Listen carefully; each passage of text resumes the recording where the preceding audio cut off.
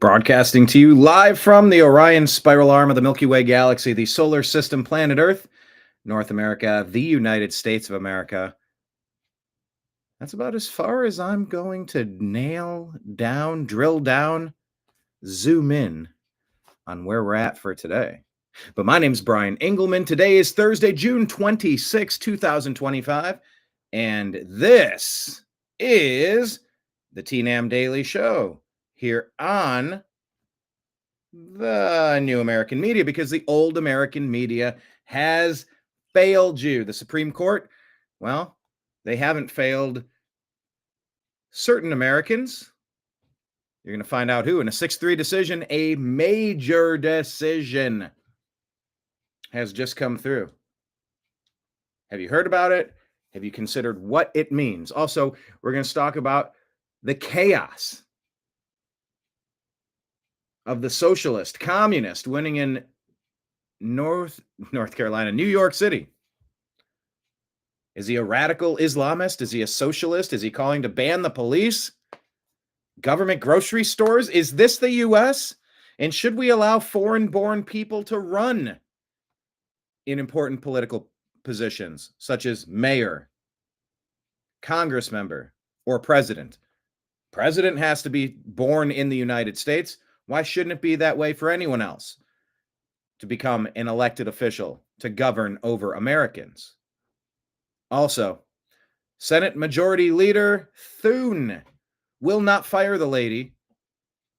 Some lady is blocking the provision in the big, beautiful bill that would stop illegal alien invaders from stealing our money,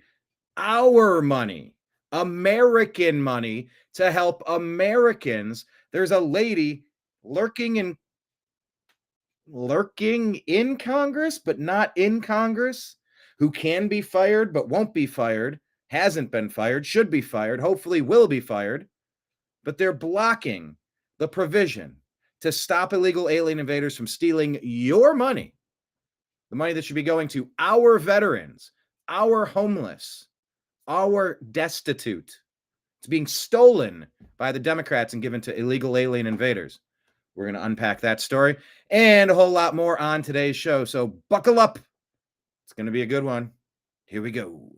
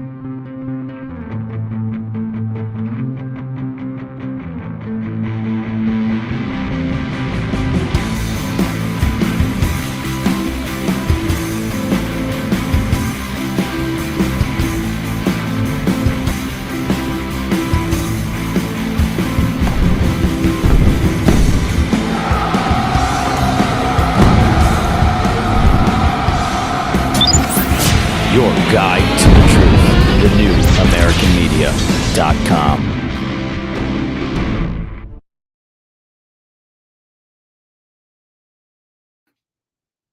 All right. So some days I have long shows. Some days I have short shows.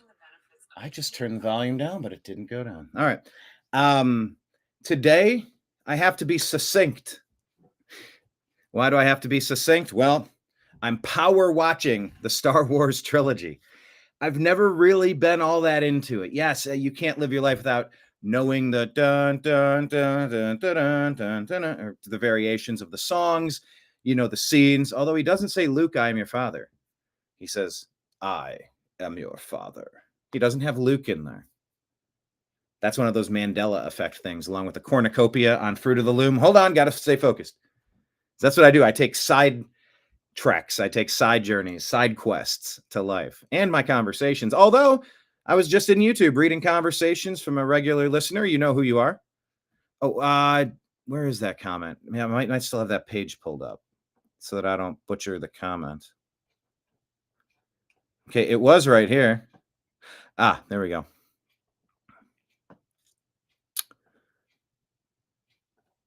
Where'd it go? There was a comment, and now it's gone. There's a whole lot of comments in here.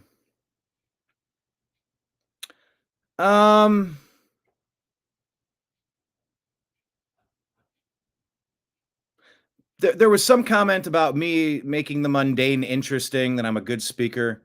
I clicked on it, and now it's just not there. Maybe I'm filtering by a different way. So, what I'm trying to get at is that I enjoy unpacking my thoughts and hanging out with you. Please hit like, please hit subscribe, and please comment, say hello, jump in, tell us your name and where you're watching from. We love when all the regulars sit down at my bar, introduce themselves to each other, talk amongst themselves, and some of your comments end up being worked into the program. So it is one of my favorite parts about doing this show is the interaction, but I do like to stay focused from time to time because I got a third movie to watch. The Empire already struck back. Now the Jedi are going to return. And then I need to get this 3 VHS superset packaged up and sent out because it's sold on eBay. And I've had it in my home theater sitting for, let's just say, far too long. I am guilty. Maybe we're all guilty. We're juggling chainsaws and apples and we're distracted constantly. We go into autopilot and just we blink and then a day disappears. We blink in a week, blink in a month, blink in a year, blink in a decade. I had a chance to go talk to my high school football team last week and thinking about the time that's passed from high school to where I am now. And, I just got to tell these kids, like, yeah, you're sweating, you're working, you're tired. Like, guys, you have no idea how lucky you are to be you right now at this phase. This is the best time of your life. This is it. Like, you guys come together, win some games and forge lifetime friendships and memories that'll last you forever. Let's go. You don't even know how lucky you are. But yeah, I've been meaning to watch this movie because I've been working on a movie. I've had the concept for 20 years, 15 years.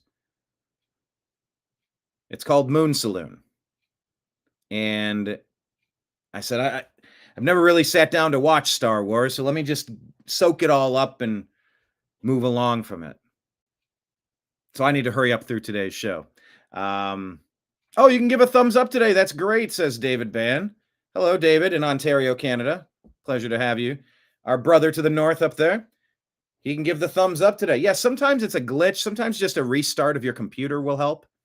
It was funny because yesterday, the show, Mr. Bean, my cat, he ended the show. He jumped up. I don't know what he pressed. My screen went blank, and I couldn't change it. Yeah, I love watching good movies, and I don't do it often enough, says Bella's Chance. Yeah, agreed. I started doing a little bit of show prep during the second movie of the trilogy, The Empire Strikes Back. And I noticed that just glancing away a little bit, and I really lost the flow of the movie there for 10 minutes, 15 minutes. I'm like, I got to take this little computer, this little screen, and put it on a shelf somewhere. Got to get rid of the other shelf or get rid of the other screen. I showed my buddy Izzy Hamilton. He said he wants to be in politics. And I'm like, oh, you want to be in the room where it happens? The room where it happens? The room where it happens. And so I played it for him. But like I did, he was back and forth from his phone. And it's a musical. I get it. But like at one point I just paused it and I'm like, oh, no, go ahead. Whenever you're done watching that screen, we can watch that screen. It makes a difference, paying attention. And that's the beauty of movies. You get to take yourself out of it for a little while. You get to go into a parallel dimension. That's why people read books. You just You're just somewhere else. And that's what movies are. And I think we've maybe lost a little bit of the magic of the movies because we're so used to binge watching and half watching, or maybe your partner's into something and you don't care, so you sit and scroll, and then you're into something, but then they don't care, so they sit and scroll, and we're all just kind of like half paying attention.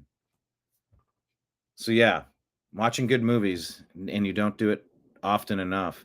Well, I sold my trilogy. I want to get it in the mail today. So it's going to be a tight rush to knock that movie out, knock this show out, and get along with it. So I'm going to get to the program. Yes, Deb says Mr. Bean is the boss. Oh, he was yesterday.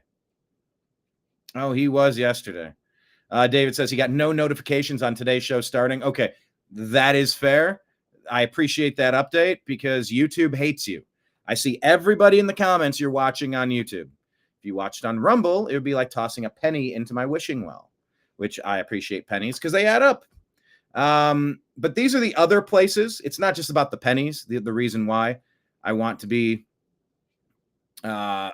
have our regulars following the New American Media in all of the places. But it's because YouTube has demonetized us. They have blocked videos. They've deleted videos. They've demonetized. They've shadow banned. They hate you. YouTube, Google hates you. I love having the chance to talk to you. So link up with the New American Media in all of the places. We are on, there we go.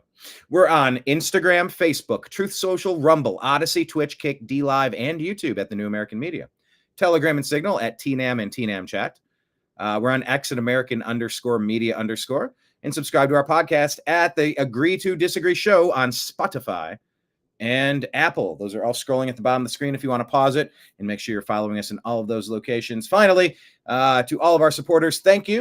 To people who have contributed before and people who have signed up contributing on a monthly basis and people who will contribute in the future. We're on Patreon. It's coming up on the end of the month, which means we're going to bill yet another round of funding. We appreciate it all because, my God, the expenses over the past 2 years have been shocking.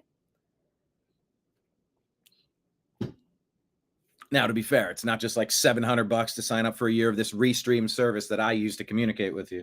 It's also been going to Chicago for the Democrat convention, going to Milwaukee for the Republican convention, going to the Bronx to report for Real America's Voice and for the New American Media, going to the Libertarian convention in Washington, D.C., going to President Trump's inauguration in January of this year, upgrading all the equipment from this laptop to the camera I was using it's been a wild ride. So to everybody who's been a part of the funding train, helping the New American Media succeed and saying, I like what they do over there, I'm happy to support them. Thank you from the bottom of my heart. I really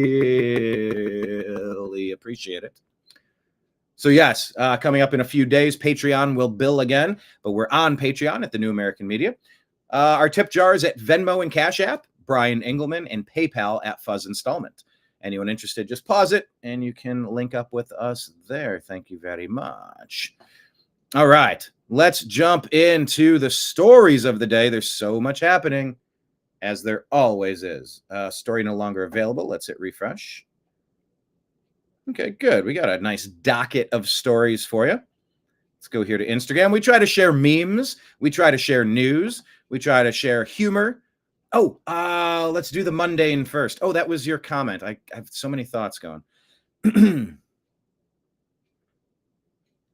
Oh, two awesome comments from Deb on our YouTube channel. She says, as a courtesy warning to anyone watching this replay, this was the Pacers win again, Air India crash, AutoPen testimony, and riots expand. As a courtesy warning to anyone watching this replay, don't take a big drink of anything if Brian goes into a rant, because you'll be laughing so hard you will, A, spit out your drink, B, get your drink up your nose, C, cough your head off, or D, all of the above, LMAO. That's awesome. Thank you for that comment. And then another comment from Deb here, glancing at it. Brian, an occasional co-host might be okay, but personally, I think your solo shows are better. The reason being that you have such a big personality and comedic flair, it overshadows others. But it also gives you the freedom to run with your thoughts and entertain and include us. I like your current formula. Today's show was the best. That was about nationwide riots being planned. If so, who pulls the puppet strings? All right. Well, thank you for the comments. I try to read them when I can. Thank you so much. Mark G. What's up, Mark G? I don't know. Have you been a regular viewer of our show, Mark G? Welcome to the bar. Belly on up. Pull your chair up to the bar here. Mark G, where are you watching us from today?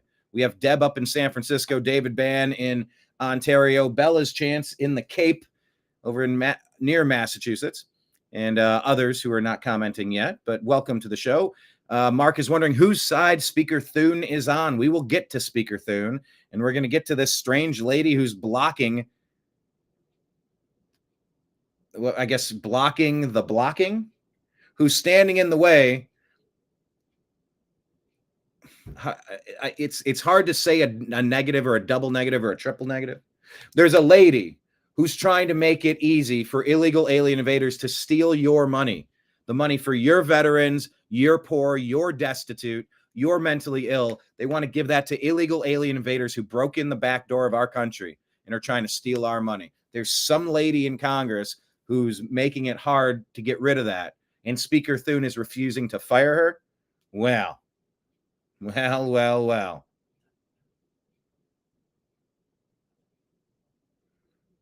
I restated it well. Did I restate it well, or I don't know. God, we got so many comments rolling through. Yes, David, everything costs money eventually. And that's a mindset thing. Here we are 16 minutes in the show, and I'm being all philosophical instead of getting to the point. And that's what used to drive Blake Wally absolutely batshit crazy with me. Hence, the reason doing a solo show is helpful from time to time, or all the time, because I got stuff I got to get out. It's all in how we process it. It's all a computational issue. Either everything costs money, or there's a ton of money out there to go get so that I can get all the things that I need. It's like, oh, everything's too expensive, or you go, oh, well, that means compensation's got to be the highest ever. The compensation packages available are going to be out there, which will allow me to use all of these extra dollars to pay too much for things, because nothing's too much if you have enough money. If you have enough resources, there's no such thing as too much. And it's just trying to sort it out, either complaining about it or like being aggressive and being solutions based. I don't like.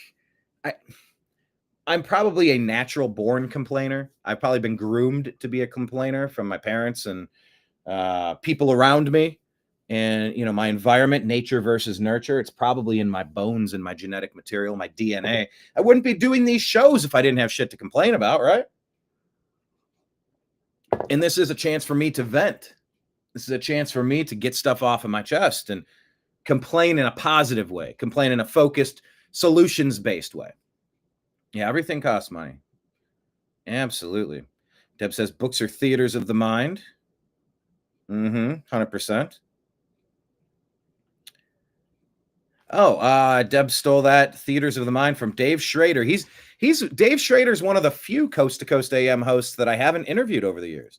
I've interviewed George Norrie and Ian Punnett, and of course we had John B. Wells on the program a couple of weeks ago. Go check out his Caravan to Midnight. It's a great show every night. Jimmy Church, hung out with him in person. Actually, Deb, you're a Anomaly fan, right? Go on YouTube and type in Jimmy Church, BrianEngelman, Anomaly, and we're at the NAMM convention talking about music and stuff. But yeah, I've had a chance to, and I'm supposed to have Tom Danheiser on the program, the guy who I used to go to hockey game after hockey game with while living in Los Angeles. Tried booking him, and then he had to reschedule. We'll see if we end up getting him on the show. I've known Tommy for forever. But yeah, Dave Schrader's one that I have not connected with yet, but there's plenty of time. I will admit, though, I don't listen to Coast as much as I used to. Pre-2012, I was all about it. The Mayan calendar and all. Love the Ancient Alien stuff. This show is Brian's daily therapy. Hey, don't give my trade secrets away. It is. Wait, hold on. Wait, did I say Deb from San Francisco? I thought I said Sacramento. I mean, it literally says Deb from Sac. I said Sacramento. I'll ask the audience. Did I say Sacramento or did I say Deb from San Francisco? I don't think I said that. If I did, consider me corrected. You know what? If I have an error large enough, maybe I'll squeeze this. It's the rubber. It's the rubber ducky that they gave me at the Libertarian Convention to squeeze when Donald Trump was speaking. And it says debate Bobby because Donald Trump wouldn't debate Robert F. Kennedy Jr. There you go. If I screw up, I'll have to squeeze the rubber duck from the Libertarian Convention. What else am I going to do with it? All right. Yes, this is Brian's Daily Therapy, but only if I get on with the show. Only took me 20 minutes to get to the meat of the program today. Let's get into it. Right now, there's a Pentagon briefing on U.S. strikes in Iran, says the graphic. I don't think it's right now, but let's just kind of unpack it. We were told, change the aspect ratio. Perfect. That fits barely. No, I don't think I said San Francisco. I think I said Sacramento. David Bella, did I say Deb from Sacramento or Deb from somewhere else? It's great to be able to talk to like-minded people. Yes. And that's my point. The last bar that I worked at, the guy told me, he's like, my manager, he goes, I've been running bars for, 25 years, 30 years. He's like, I've never had somebody as good with the customers as you. I've never seen anybody work the room, work the crowd. And it's like, I'll get conversations started. I get them talking to each other. If they're having a good time and they recognize people, it's like, look, from time to time, people want to come in and put their head down and just shut up and listen. We all have days like that. Sometimes you just want to go to a bar and drown your sorrows, or, you got stuff on your mind and you're working stuff out, or you're sending text messages, or you're working, like, that's fine. But other than that, you want to go where everybody knows your name. Do. And this is a community. No, Deb, you don't get to vote. You don't get to vote, Deb. You voted once. I need to hear from the others. She wants to bet $100. All right, well, I'm not going to take that bet. But if you lose, you should still honor that bet. How about that? I have none of the risk and all of the reward. Now that's a deal. That's a deal I'll accept. I will put up my bragging rights and a Bobby rubber ducky squeeze versus your $100 any day. I have a hunch you are going to rewind. Anyway, since nobody's chiming in, we'll just say that I was right. David says it's hard to talk to people in Canada. They're so brainwashed, unfortunately. I know. Ugh. We got to set brush fires in the minds of men. Got to get things back on track. I mean, we're a generation away from the surveillance state. So this is our last chance. We got to save society while we can. Unholy Hoax, how are you, sir? Top of the morning to you. Unholy Hoax checking in from, drum roll, please, San Antonio. I believe. San Antonio. Hello, Unholy Hoax. All right, here's Pete Hegseth talking about what's going on in the world of journalism, because when the strikes on Iran happened, you saw all the panicans. You saw everybody issued their hot take, and I'm not excluded from that, but I tried to soak it up and understand what we're actually talking about, what we're dealing with. And there were preliminary reports coming out. Just whenever President Trump does something, there's going to be a group of people that jump out to say whatever it was wrong. Whatever he did was bad. And that's what some of the media were doing, saying, oh, they didn't even accomplish their goals. Well, here you go at the press conference. That's not the question, though. It's about highly enriched uranium. Do you have certainty that all the highly enriched uranium was inside the Fordo Mountain, or some of it, because there were satellite photos that showed more than a dozen trucks there 2 days in advance? Are you certain none of that highly enriched uranium was moved? Of course, we're watching every single aspect, but Jennifer, you've been about the worst, the one who misrepresents the most intentionally. what the president says. I'm familiar. Report about the ventilation shafts on Saturday night. And in fact, I was the first to describe the B-2 bombers, the refueling, the entire mission with great accuracy. So I take issue with that. I appreciate you acknowledging that this was the issues. first the most successful mission based on operational security that this department has done since you've been here, and I appreciate that. So Absolutely. we're looking at all aspects of intelligence and making sure we have a sense of what was where. Why not acknowledge the female pilots that also participated in this mission? The early messages that you I'm sorry, what? sent out only congratulated the boys. So when I say something like our boys and bombers, see, this is the kind of thing the press does, right? Of course, the chairman mentioned a female bomber pilot. That's fantastic. She's fantastic. She's a hero. I want more female bomber pilots. I hope the men and women of our country sign up to do such brave and audacious things. But when you spin it as, because I say our boys and bombers as a common phrase, I'll keep saying things like that, whether they're men or women. Very proud of that female pilot, just like I'm very proud of those male pilots. And I don't care if it's a male or a female in that cockpit. And it doesn't matter what you look like, what flying spaghetti monster in the sky you choose to worship. The people that care are the radical left journalists. I did hear Scott Adams yesterday calling out Pete Hegseth, though. Hegseth said something negative about questioning whether or not the run was effective, blah, blah, blah. And in no uncertain terms, Scott Adams gave a double-barreled middle finger to Pete Hegseth and says, I'll ask questions about every damn thing I feel like asking. Don't you tell me not to ask questions. He came out strong, double-barreled middle fingers against Pete Hegseth, like, no, we got it. We told you what it is. We're done. It's like, no, you're not done. There are 1,000 questions to unpack. Sure, the 72-hour rule is in effect whenever something important happens. Because how can anybody unpack all the information in such a short amount of time? You just can't. But I'll tell you what, it is our right to question the people who are telling the stories. And Scott was right about that. And so, I don't want Hegseth and Trump to go too far into this attack the journalist thing. But, now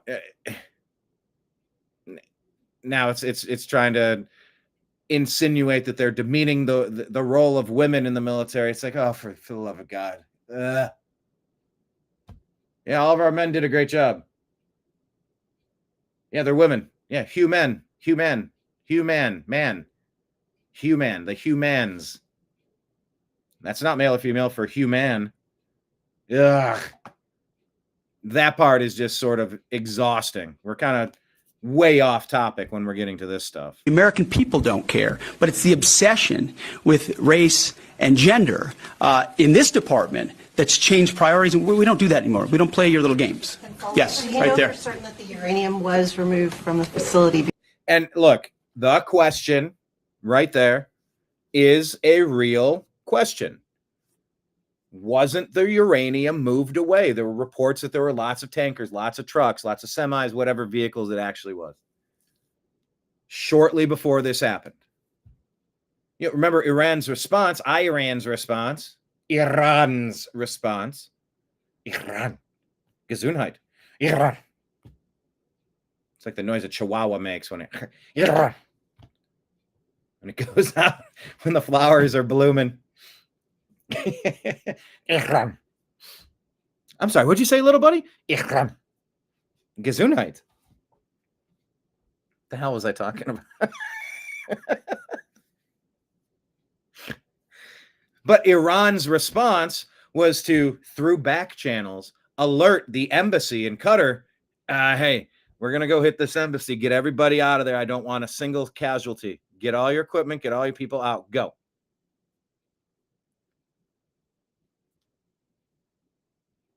Is it possible that Iran had the same heads up where they were able to make a symbolic or something? How much of this is chess? How much of this is just a play? How much of this is just theater? They call it the theater of war. Oh, we got to launch some bombs. Oh, we got to look like we had a strong military response. I mean, how much of it is performative?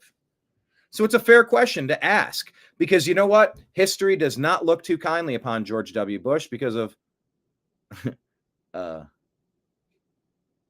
weapons of mass destruction. You know the God, I haven't done a Bush in forever. You know the old saying, fool me once, shame on shame you. Fool me twice, ain't gonna get fooled again. What? But George W. Bush, history doesn't look kindly upon him because he's weapons of mass destruction. There were no weapons of mass destruction.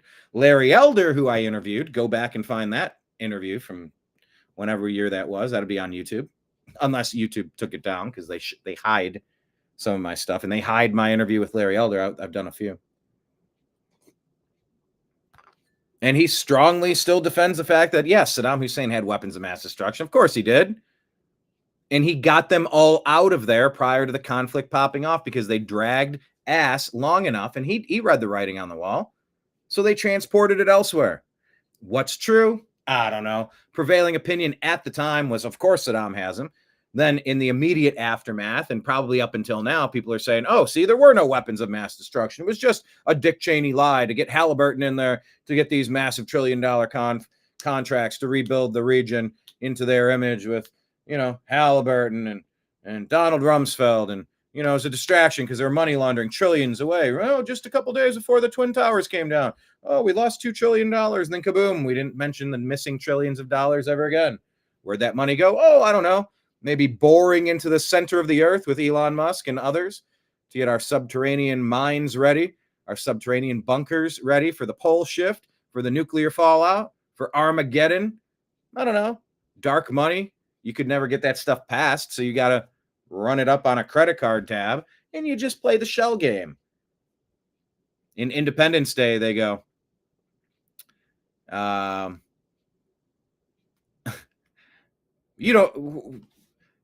did you get he gets brought into the bunker and there's the alien craft, and he's like, oh my God. He's like, this isn't on the books. None of this comes up in the appropriations bills. Where do you get the funding for this? We don't talk about this or vote on this. He goes, sir, you don't really think we spent $5,000 on a toilet seat, do you? So when we're sending hundreds of billions of dollars in aid to Ukraine, is it really going in aid to Ukraine, or is it going to all these other dark projects? Who the hell knows? In the year 2000. Yes, we need to have bunkers to prepare for the year 2000.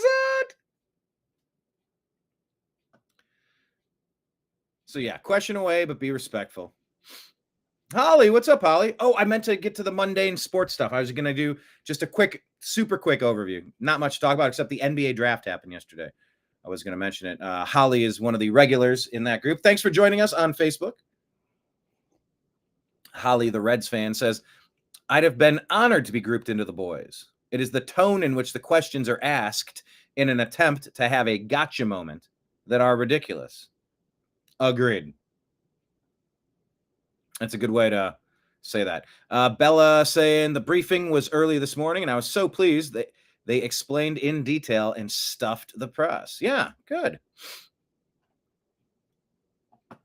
Heck yeah. So anyway, let me do the mundane real quick. I got to refresh. Go to... Oh, it's at the top of the screen. This shall suffice. Full screen. So the NBA draft, if you look at the very top, well, maybe I will click to expand it to the NBA draft. Where's the draft? Where's the rounds? Why wouldn't that be the first thing you see? Cleveland did not have a draft pick in the first round, which stinks. Not a fan of that. Cooper Flagg went number 1 to the Dallas Mavericks, the forward out of Duke. That was the person they were expecting, and that is the player that they got. Dylan Harper went number 2 to the San Antonio Spurs. Right in your backyard, Unholy Hoax. Get used to Dylan Harper and his smoking hot mom. Oh, that's a story. So go ahead and check that one out. Edgecombe to the Sixers. I don't even know how to pronounce it. Newport to the Kings. Yeah, Sacramento Kings. That's Deb's favorite basketball team, or at least most local basketball team. Jazz get Ace Bailey, Trey Johnson to the Wizards, Jeremiah Fears to the Pelicans, and a whole bunch of players that I'm not so sure. Maybe they'll be superstars, maybe they won't. Yang Hansen from China. Okay. So anyway, go ahead and check it out if you were unaware. The NBA draft happened yesterday.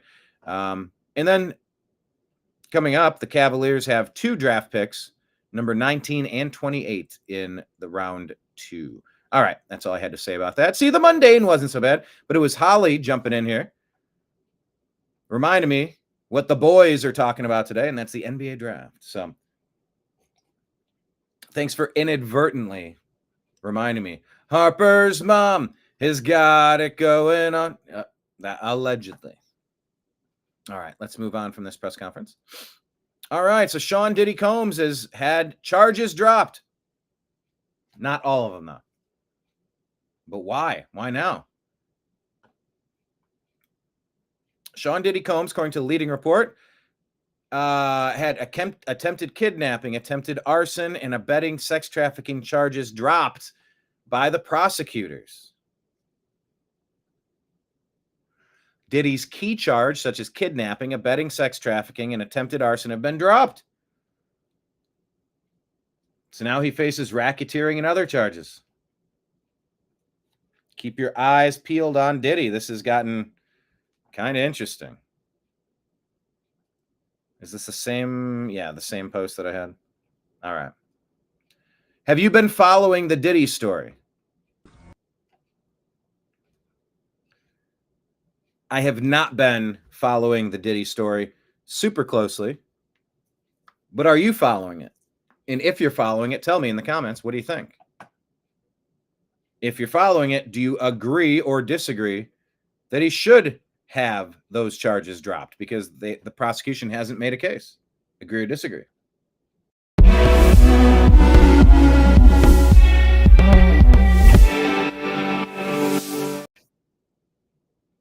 All right, I scrolled across this again, but we were talking about George W. Bush, and this is super interesting. Super interesting. Former Bush official revealing who she believes sits at the top of the pyramid. This is Catherine Austin Fitts, I believe. I think you have intergenerational pools of capital, and they have music in the background for an unnecessary reason. I hope this doesn't get flagged. Now they are over influenced by a cult. So she says the occult are the ones really at the top of the pyramid ruling. Yes, so I think you have interdimensional intelligence. Like, are we even ready to handle the concept of interdimensional intelligence? Chucky Schumer was hospitalized.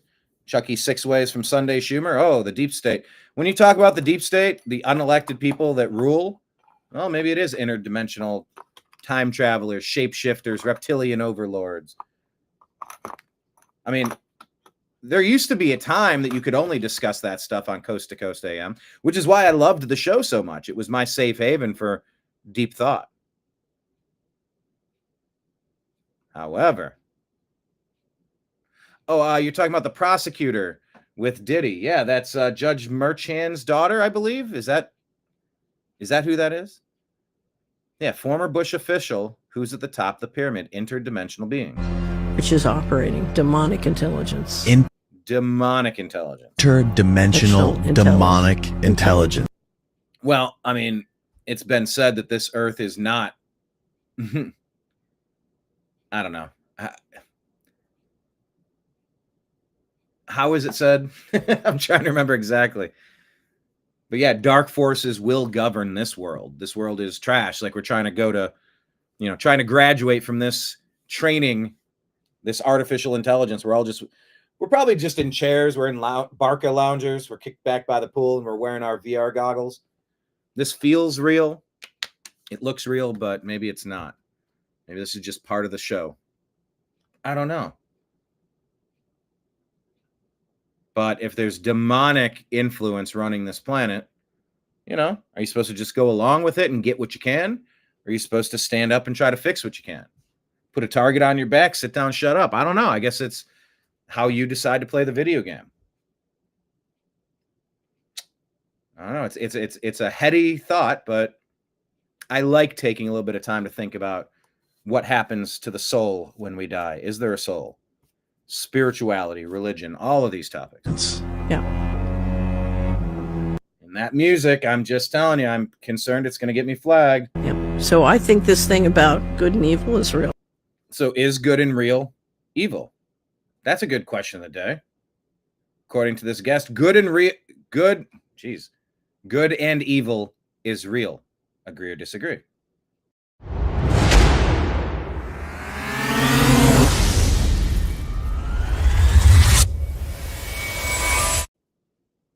I think it has to be. And I can't find it anymore. I found it once. There were in the 30s, a British physicist got up.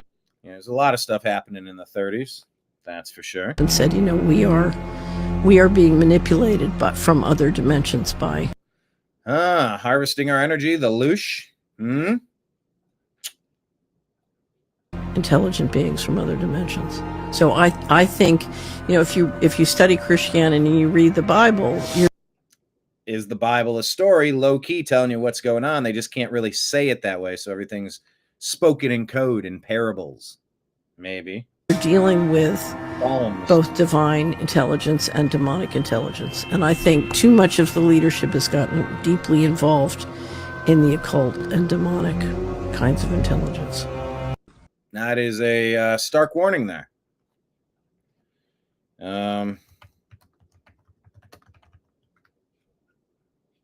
Take it for what it is. Not really a news story, but, like I said, ancient aliens, that concept ties a lot of things together and helps me make sense of a lot of stories.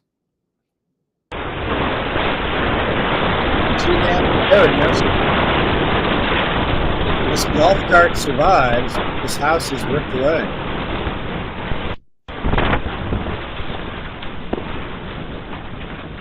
Do you have a tornado shelter? Do you have a basement? I mean, if your house ripped up, what would you do? Oh, man's down. I'll tell you what, this would be a great... Actually, that'll be my comment. This would make a great commercial for the manufacturer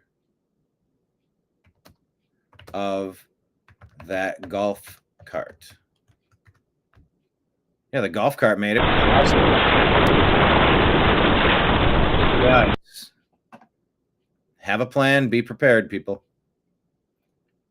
Hey, Jamal Bowman, isn't this the guy that pressed the fire alarm in Congress and got fired? Well, he's got a take on CNN.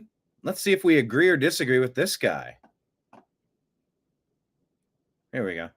And the problem is we are not dealing with America's original sin and its disease of hate and racism towards black and brown people and sexism towards women and anti-LGBTQ sentiment. We are not dealing with that. This guy, he's preaching like he's a disciple, a true disciple of the Obama doctrine. Divide, divide, divide. Name call, name call, name call. It's Cloward and Piven strategy. The original sin. This guy, is he unaware of the Civil War that was fought where America banished the practice that he's complaining about? Is he focused on African nations that are having open air slave markets today? I don't know. Just constantly bashing your hometown team. It gets old. It gets real old, pal. And you know what? This guy who pulled a fire alarm because he wasn't getting his way, he's back to his tricks. He's doing the same Obama doctrine, Cloward and Piven, divide and conquer strategy. But America's moved on from this. We're done. We're not playing these games anymore. Like, this commentary from this guy feels so antiquated, so dated. Have at it, though. Your colleagues in the Republican Party do not hold each other accountable when it comes to the racism that comes from the party on a consistent basis. Man, could he move his arm around? He looks like he's doing the tomahawk chop from the Atlanta Braves, which is cultural appropriation, Jamal. Congressman, I mean, where are you on You the can't be calm You talked right over him. about this. I'm a black man in I'm a black man in America. America. The reason And nobody cares. Did you hear Pete Hegseth? You're a man, you're a woman. Don't care. Don't care.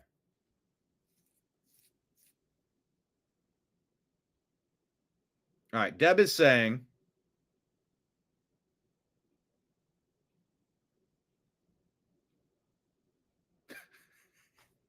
I did say San Francisco. All right, well, I could imagine your ears would ring at that. You go, I'm not from San Francisco. San Diego, obviously. It's San Diego. No, it's Deb from Sacramento. Anyway, yeah, Pete Hegseth said it doesn't matter. You know, we're not concerned with what people look like. We're concerned about how you act.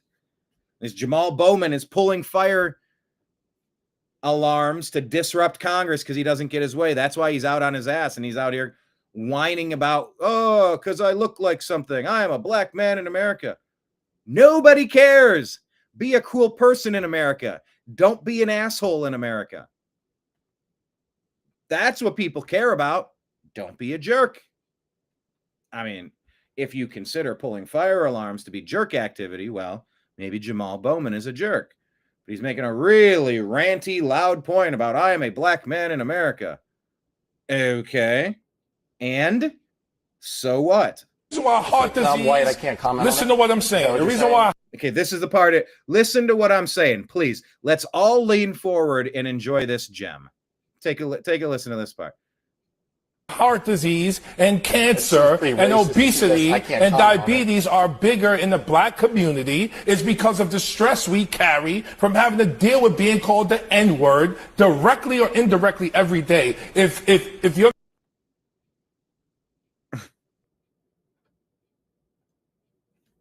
Is this real life? This guy says the reason black people suffer from heart disease, cancer, and obesity and diabetes more. It's because of stress from dealing with being called the N-word. Huh.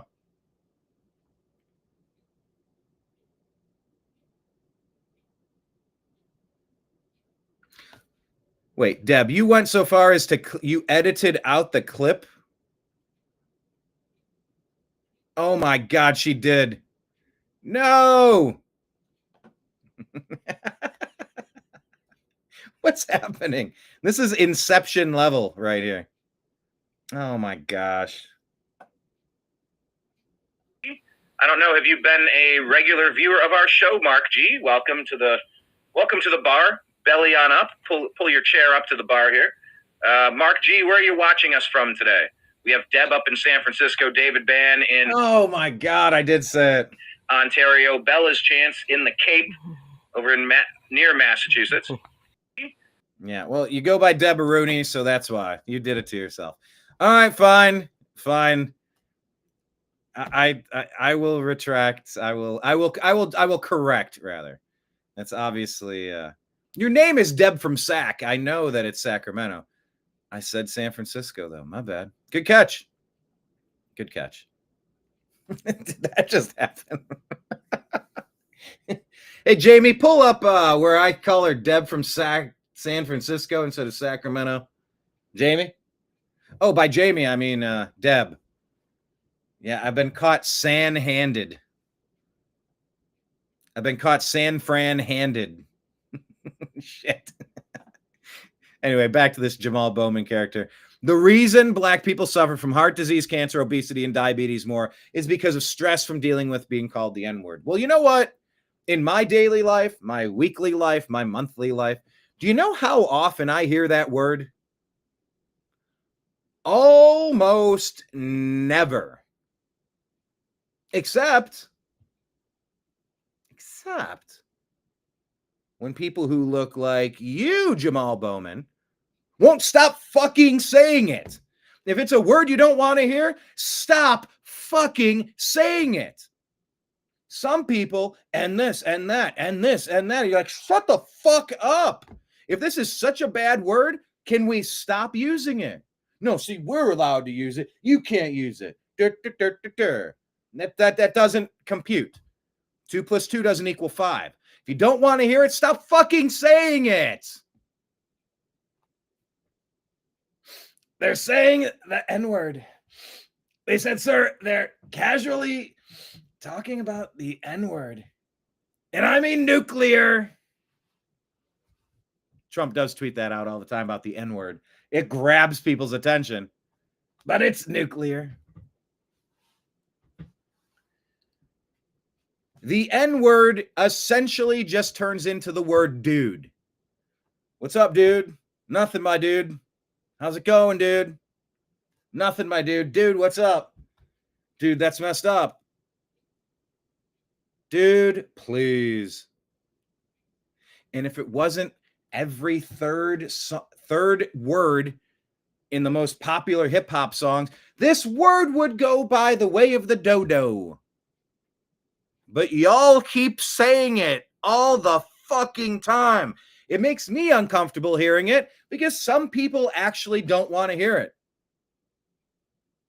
If it's a word we shouldn't be saying, maybe we should retire it. No, because that gives us power. We took that power back. Now we say it all the time. Then don't complain if you hear it bounced back at you. I've played videos on this show where rappers bring up a white fan on stage to sing a song, do a part with them, and they sing the lyrics back. They stop the show and try to make a big deal out of this white person using that word. You can't say that. Well, don't put it in your fucking song. I am done with the excuses. I am done with this victim narration. That's not what I'm trying to say. Ideology. Narrative is probably what I was going for. I wish you guys could just jump into my skull and try to like I didn't literally see like a thesaurus with 100 different words and I'm going through note cards trying to find the one that I'm looking for, but it's something like that. Jamal Bowman. In my daily life, I almost never hear that word except from when people like you use it in pop culture, in TV shows, in the movies, in the music. Otherwise, nobody who's saying it but you. But he's trying to say that the only reason. Okay, so if you're saying black people have cancer because of the N-word, why do white people have cancer? Why do Asians get cancer? Huh? Why do Hispanics get cancer? Huh? Same thing because of that word? This Jamal Bowman is one of the most divisive, destructive, race-baiting clowns we've ever seen. And this is one of the most ridiculous clips that we will ever find on CNN, which essentially only exists as a parody account for us to laugh at. Ugh, forgive me, but it gets me fired up. Like I'm not having it anymore. I'm not tolerating it.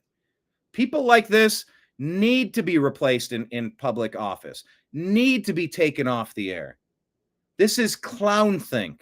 This is poison that he's peddling. Your colleagues would listen and try to learn and engage and grow. Listen, engage, learn, and grow. Meaning, sit down, shut up. There's a black man in America talking, and my opinion trumps yours because the only reason we have, what do you say, heart disease, cancer, obesity, and diabetes more is because of the stress from dealing with being called the N-word. I can't with this dude. I literally can't even. And stop being so hateful. Oh, you're right. Other people are hateful. This guy just blamed all of the ills of black society on white people in 2025. But he has the gall to call everybody else the problem. Hateful. No, they're the problem. Look, here's a finger.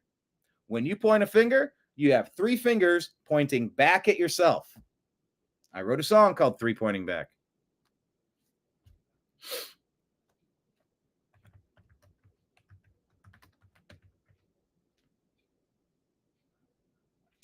I wonder if I can find it. I might have played it for you guys before.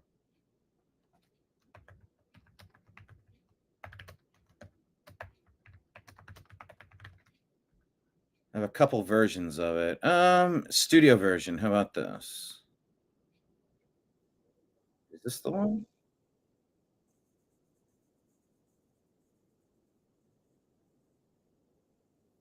Ah, yeah. Here, let's do that. Here, let's. It's literally a song called Three Pointing Back. Three fingers are pointing back.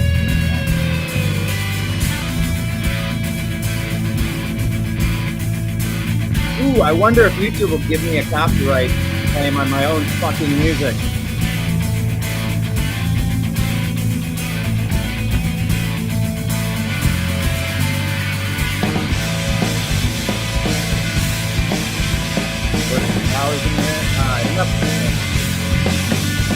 It started with a breakdown, a misconception, simple failure. Thanks for listening to a song now, real quick. Just situation where we can see that's the road goes of where we want to be. It's not my fault that I'm not perfect, but it's yours to rest and make you pay. It's not my fault that I'm not perfect, but it's yours for asking me to be.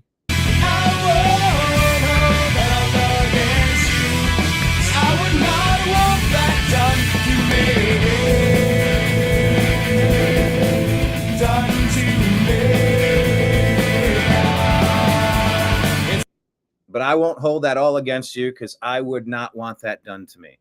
Anyway, I'm not going to play the rest of the song, but there's Twist of Nothing music online if you want to check it out. And Twist of Nothing music plays in the intro to the Agree to Disagree show that I play you. You remember that one? I play you guys that one all the time. I'm not going to play it again, but you know this song at this point. I've played it a bunch of times. But yeah, Jamal Bowman, when you're pointing a finger at somebody, you got three pointing back at yourself. You want to talk about people being angry and hateful? Look in the fucking mirror, dude. You just blamed people.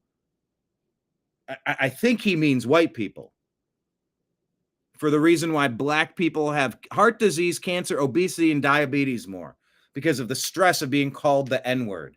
The N-word that is almost exclusively used by the black community.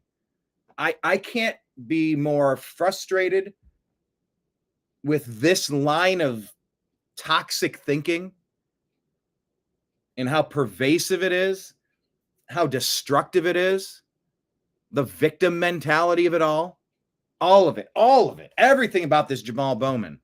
My God. Sorry, this one set me off. We could have a better country, Jamal. But unfortunately, we're still here. Jamal, it's coming from one side. Jamal, I feel your passion, and I understand where you're coming from, sincerely. I really, really do.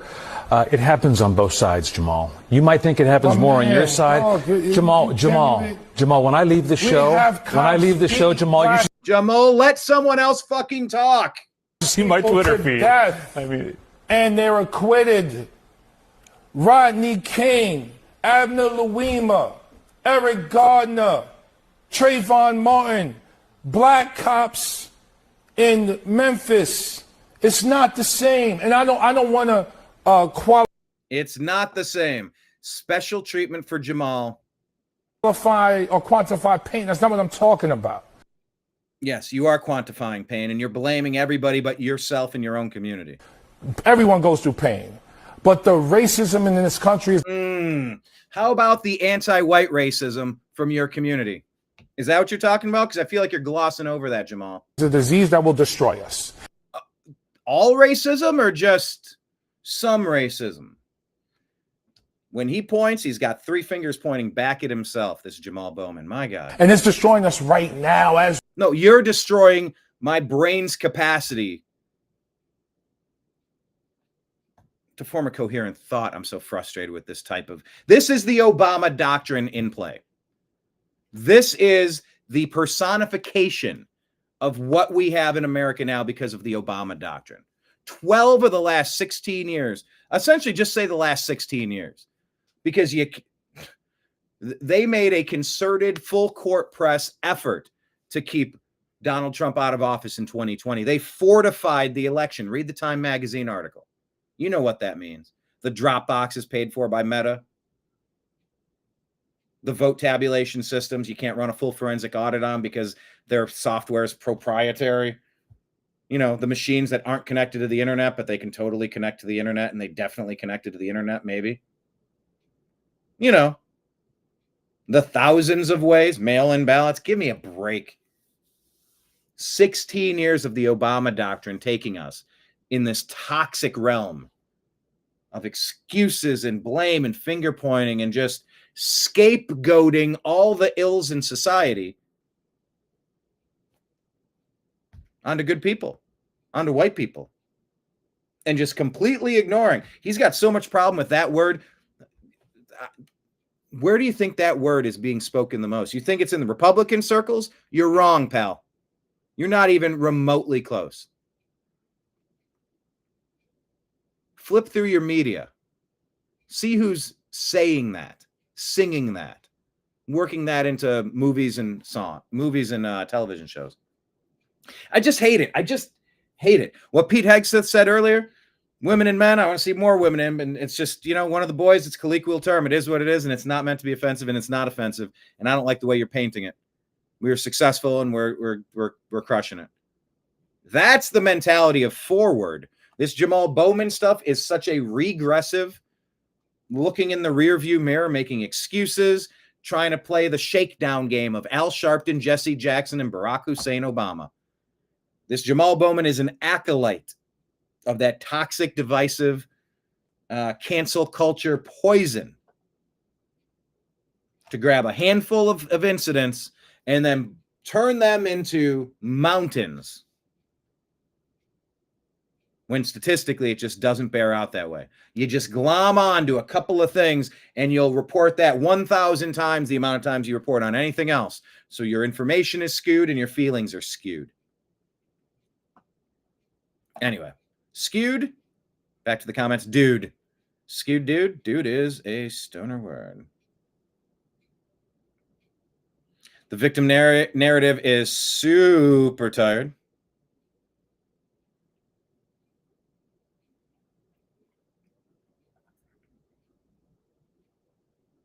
Yeah, Ridgemont High, dude. Hold on, they say 50% of Canadians will get cancer? Oh my God. But you have free healthcare that you can never get into. Oh no, totally free care. In 4 years, you can get your first appointment. You're like, then that's not care. That's garbage. Yes, I can, sir. Yes, I can.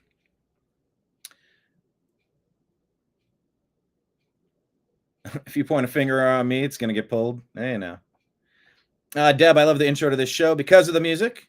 An anomaly with Brian. It's a twofer. Yeah, the Obama racist doctrine. Of course, the Obama doctrine is divisive, race baiting. He's a racial arsonist of the worst kind. Of the worst kind. I thought I didn't vote for this guy. I think he's a Marxist, a communist. I think he's got bad ideas, bad intentions. But if this can bring some sort of healing to the country. Oh, you know, look, the nation was founded as an offshoot from England, and you know, there were colonies, and there were people who worked on the plantations, and they were captive. They were thought of as property, and through the Civil War, legislation was passed, and that practice was banned here. And you know, we've moved on from that. That feels like progress, right? And to just constantly be staring in the rearview mirror, yapping about things that happened hundreds of years before we even roamed the earth. It's not useful. It's not productive today. It's part of history, and we should know about it. But you, Jamal Bowman, should know that the word slave comes from Slavic because white people were the original slaves. The Jewish slaves in Egypt. Slavery has been a thing forever. But no, only white people in America. You're the reason why we have heart disease. What the fuck are you talking about, Jamal Bowman? I think diet is a cause for obesity. Diet is a cause of cancer. Diet is a cause of heart disease. Diet is a cause of diabetes. And nobody's forcing any of that shit down the gullets of your community, sir. Certainly isn't me. Certainly isn't people that look like me. We're certainly not casually throwing around the word dude. Get it? Dude. My dude. Dude, please. Anyway. Respectfully, fuck that guy and the horse he rode in on. We speak. You're a divided January country, 6th, 100%. everybody was pardoned. Everybody's pardoned. What, from the mostly peaceful protest on January 6th, when they were complaining that 6 states paused their vote count long enough for days to pass and magically find a massive treasure trove of Joe Biden votes, making him totally the most legitimately popular president in all time? Yeah, fool, we're not going to sit by and watch that happen. We're going to peacefully protest. And yeah, like Ilhan Omar said, and then some people did some things.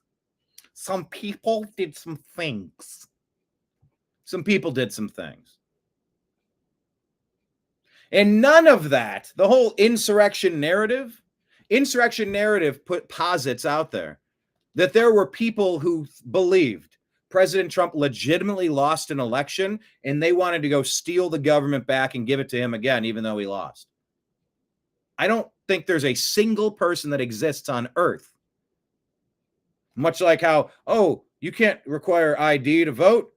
There's people in certain communities that don't have IDs, don't know how to find IDs, couldn't possibly get an ID. Find me one. Show me one person. Because you say it all the time, which makes me think you're kind of just cheating. By the way, under duress, I'll tell you to look at the bottom of the screen for countervailing views on health and elections. Go to cdc.gov, who.int, and cisa.gov/rumor control, because they will tell you that 2020 was the only free and fair election in the history of elections.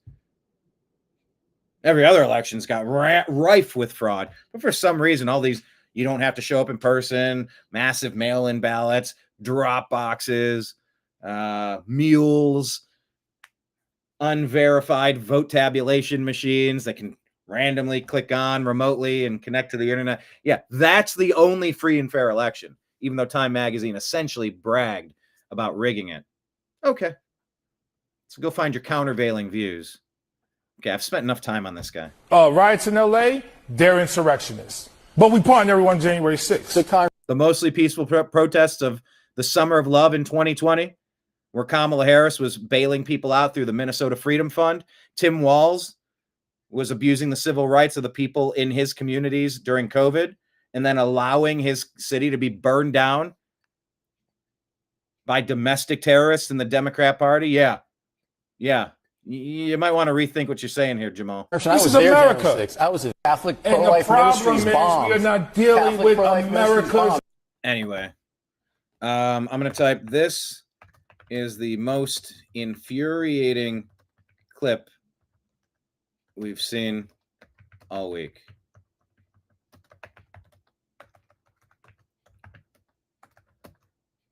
This Jamal clown. We're almost at a loss for words.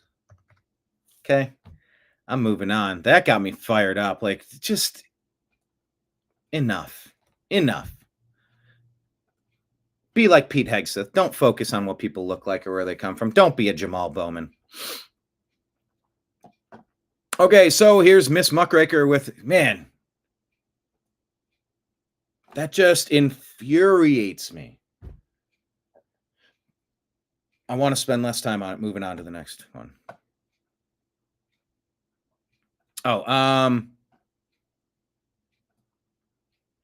In retrospect, regarding my earlier comment, I do think Nimbus is the perfect co-host. Okay, cool. Nimbus.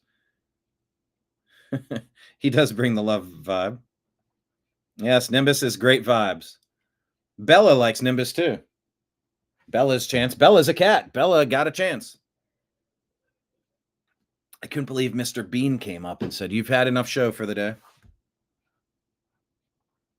Anyway, let's go through. Miss Muckraker says ICE has arrested 130 Iranian nationals across the U.S. in the last 7 days amid security concern.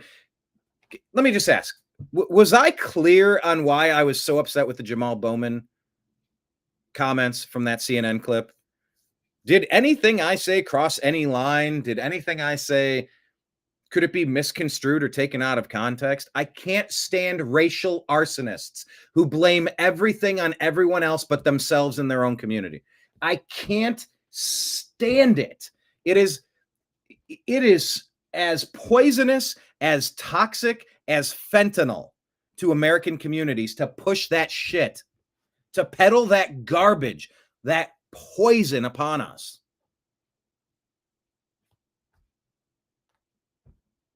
I don't think I'm making too much of a big deal out of it. I don't think I said anything wrong, but you could take things out of context, I suppose. Anyway, immigration arrested 130 Iranian nationals in the last 7 days. Sleeper cells. Here's a flashback to Imam Mohammed Tawhidi explains why radical Muslims consistently align with and vote for the left. They see liberals as naive and easily manipulated, according to this I meme, therefore I am account. In contrast, they fear conservatives who stand by firm principles and are much harder to influence. CIA Local 1312 says Zohran Mamdani's father, Mahmoud Mamdani, was brought over to the U.S. on the same CI-linked airlift Africa, a.k.a. the Kennedy Airlift Project, that Barack Obama's CIA asset father, Barack Obama Sr. was. Now, that's a big, bold claim. Have you heard this? Have you seen this? Is this verified? I would like to know. Zohran says he was proud to volunteer on Barack Obama's campaign for president. Is that surprising?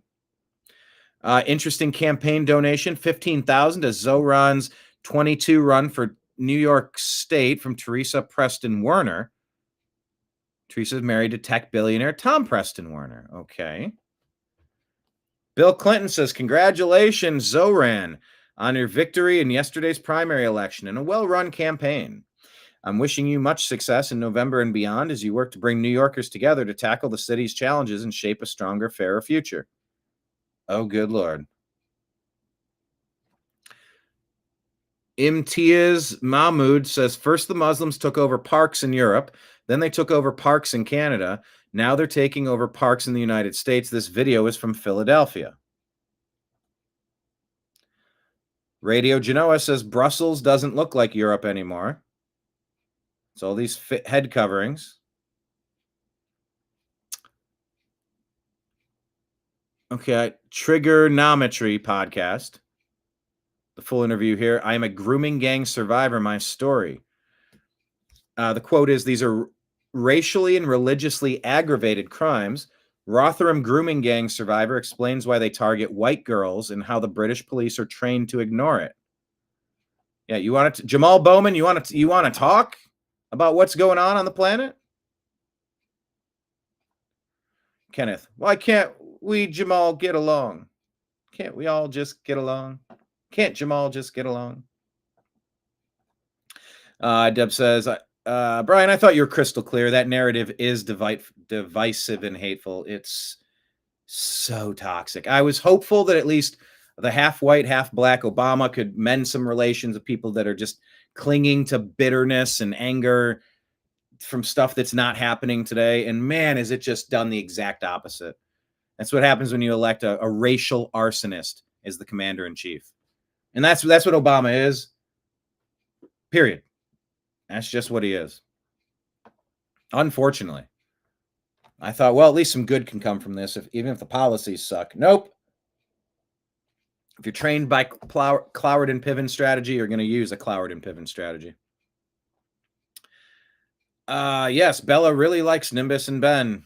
Is that the total fur family? It is now, yes. I've recently had to say goodbye to Aster and Halo. Aster and Halo. Aster means star, I believe. Great guys, but sadly the body breaks down sometimes.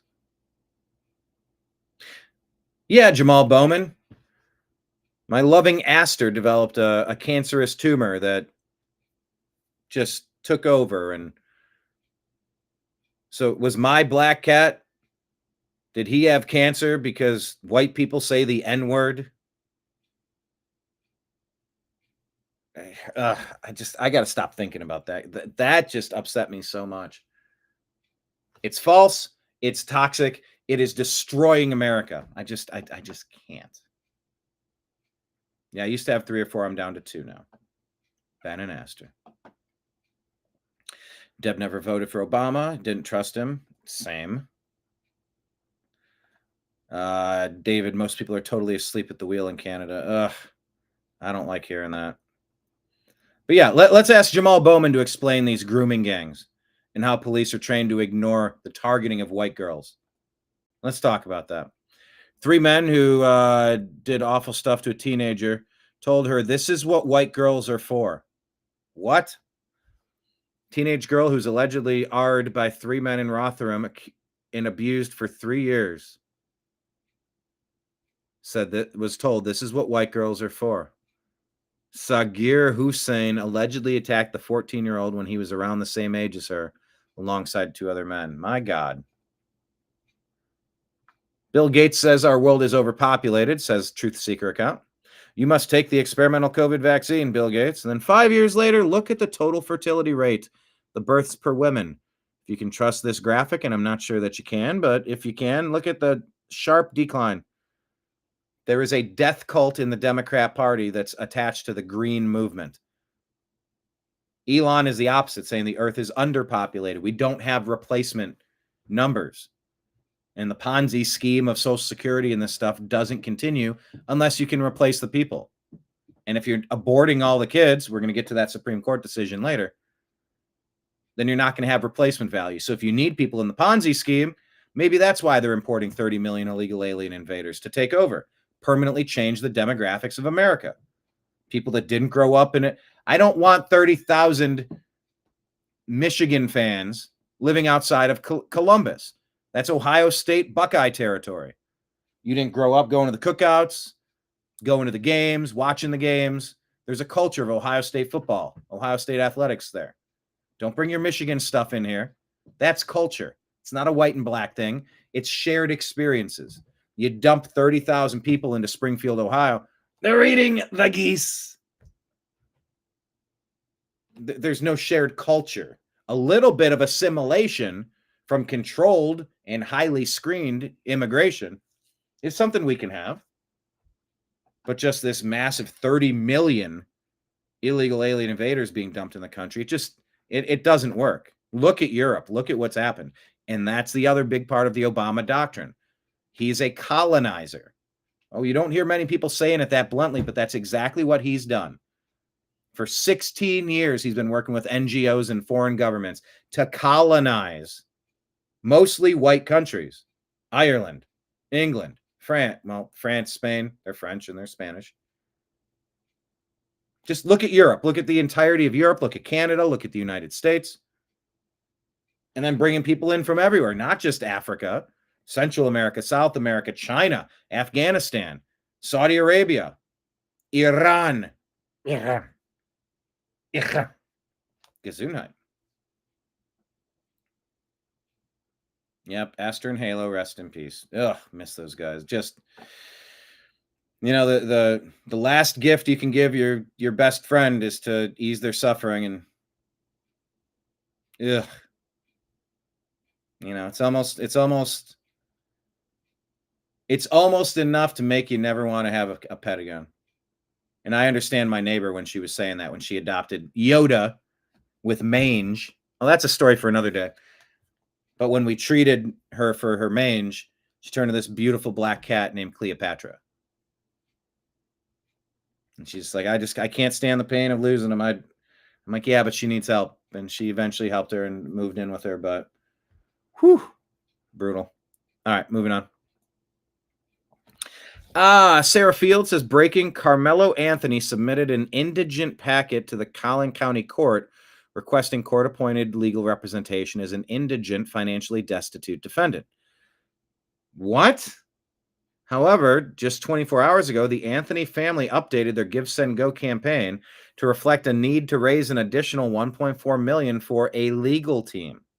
Carmelo Anthony's mother, Kala Hayes, who manages the Give, Send, Go, stated on April 17, 2 months ago, that they had just gained access to the funds. At that time, they already raised $350,000. The fundraiser has now reached $500,000. Imagine killing a dude over nothing and raising $500,000 by the racists who just want to see pain inflicted on white people. For what reason could you see that story at a track meet? Twin senselessly stabbed in the heart to death. No apparent reason. No solid reason. Oh yeah, let's donate money to that. We want to see more dead white people. For what reason could that have tugged at the heartstrings of people to raise $500,000 other than the ripple effects, the ramifications of 16 years of the Obama doctrine, preaching anti-white hatred? It's so vile. They've raised $538,000. According to the source, their current known attorney, Mike Howard, is more than likely charging a retainer fee of $10,000 to $30,000 and charges $500 an hour. Yeah, where'd the money go? Why do they need $1.4 million? Will they be granted indigence and an appointed attorney with a Give, Send, Go of this magnitude? Is this considered fraud? I mean, yeah. All right, let's get to one of these stories here. One of the big ones. The Supreme Court ruled 6-3 on June 26th. That is today. South Carolina can now block Planned Parenthood from receiving Medicaid funds. I think in a society this large, unfortunately, sadly, abortion should remain, what do they say, safe, rare, and effective? They used to say that before they started celebrating it and turning it into chorus line ensembles on late night television, turning abortion into jokes. People bragging about how many they could get and excited to get more. There used to be a certain sadness and shame with snuffing out a human life. Well, I think in a society this big, there should be abortion services, sadly. Safe, rare, and effective, right? But you should not be able to take money from people who find the practice to be abhorrent and redistribute it to those centers. They need to exist on donation only. This is not something the general public needs to contribute to. So, do you agree or disagree with the Supreme Court decision?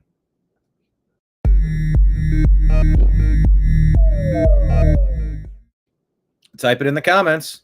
The decision, written by Justice Gorsuch, stated that Medicaid patients cannot sue to enforce their right to choose any qualified provider. This reverses a lower court ruling and lets South Carolina exclude Planned Parenthood, despite its clinics offering non-abortion services like contraception and cancer screenings. Yeah, that's kind of like the little, well, we'll sprinkle in a little bit of services. They're mainly an abortion clinic. Then they make a ton of money selling these aborted body parts. Oh, just it's not for the faint of heart, but run a quick search on Grok. See what some of these exposés have determined. How much money is... Yeah, there's a lady who is bragging about buying another sports car or a Lamborghini or a BMW. I forget what kind of car it was. It was... They were buying human body parts on the black market or on the, maybe it wasn't a black market, but it was just, you almost couldn't put, it was something out of like a Frankenstein movie, something out of a horror flick that you would never really believe is happening, but it's happening. David says that's great news. Deb saying maybe that those donations, $500,000 to Carmelo Anthony, could be from one large donor, maybe. Deb says some women I've known use abortion as birth control. I agree with the ruling. David says no money for evil people, and I agree. Kenneth saying abort and export. Oh yeah, Canada. I mean, it's a killing field. It's also, I think I read somewhere 20% of deaths in Canada are Canadian suicides now, that they've turned healthcare into death care. You know, look, and Scott Adams has talked about it. He's like, I appreciate that President Trump is I guess there's some stuff you can do now, like maybe Kevorkian style, where like if you have a terminal disease and, you know, look, it's like Halo and Aster. They got sick and they were suffering greatly. And what was the humane thing? Let them suffer or ease their suffering and spend the last couple of great days with them and ease their suffering and move them on to the next experience. Shouldn't humans be allowed to do that? But in a place like Canada where you can't, I know someone right now trying to go see a doctor. It's like 1.5 years for one thing. It's like 8 months for another. That's not healthcare. Healthcare is you go when you notice you have a problem, you go that day and you talk to someone. This isn't rocket science. And the way that this system is set up is beyond bonkers to me. But in Canada now, they're really aggressively pushing the suicide thing, right? David? I think that's the case. My understanding is that's the case. So anyway. Yeah, but they offer a little bit of stuff like contraception. And, you know, that's helped people I've known over the years. And there have been birth control, family planning. Well, maybe you should have a separate division, a separate clinic that offers that stuff and branch off to your killing field. And then have that be its separate thing. Just hiding under the umbrella of like, well, look, we're giving out condoms. We're putting people on birth control pills that mess up their hormones and we don't tell people about the side effects. So yeah, assisted death care does feel reasonable. Canada calls it MAIDs, medical assistance in dying. Yeah, and do you trust the government or hospital system to do the right thing? Well, are you on a donor list? Oh my God, I was reading through a horror story about how they sedate people and take their organs and they're not quite gone yet. And no thanks. Nope. I would love to help out in theory, but I would never trust that you didn't have some Saudi prince come in with a $5 million cash offer. Like, my son, he needs what this man has. I'll give you $5 million. Make a donation to your charity also. But my son must live. He's the only match for the kidneys or the lungs. I must have them. And I must have them now. Who are you to defend yourself if you're in a coma? No thanks. Nope. Take your name off of that donor list, please. I think I was on a donor list in my first ID, and the more I thought about it and learned more, I'm like, oh, hell no. No. No, I do not trust. And especially, well, caring for this person is going to cost $100,000. Offing them about $350. About $350. You just said $350. I said $350. Deb's not a donor anymore. Whatever happened to the sanctity of life? I mean, the internet happened? I don't know. Organ trafficking is real in hospitals. I mean, yikes, right? So look, I'm torn on the assisted dying stuff.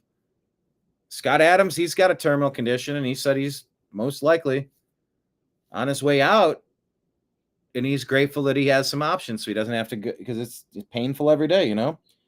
And I did that to my cat, but like when money's involved, it starts to get really wonky.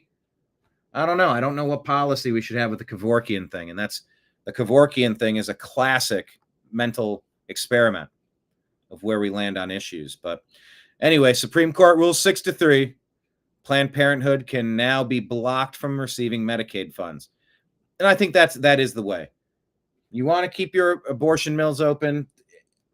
Reluctantly, sadly, it's something that a lot of people want in this society.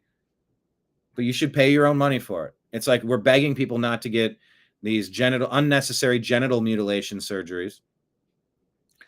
I mean, I guess you could get a face tattoo. You could put a big hole in your face if you want. You could tattoo your eyeballs. I wouldn't recommend it, but I certainly don't need to be on the hook for paying for it. If you become an adult at 18 years and you want to do something, then you should be able to spend your own money and do that if you want to be an experiment. I don't want it. We shouldn't have to be robbed of our funds to cover that stuff. So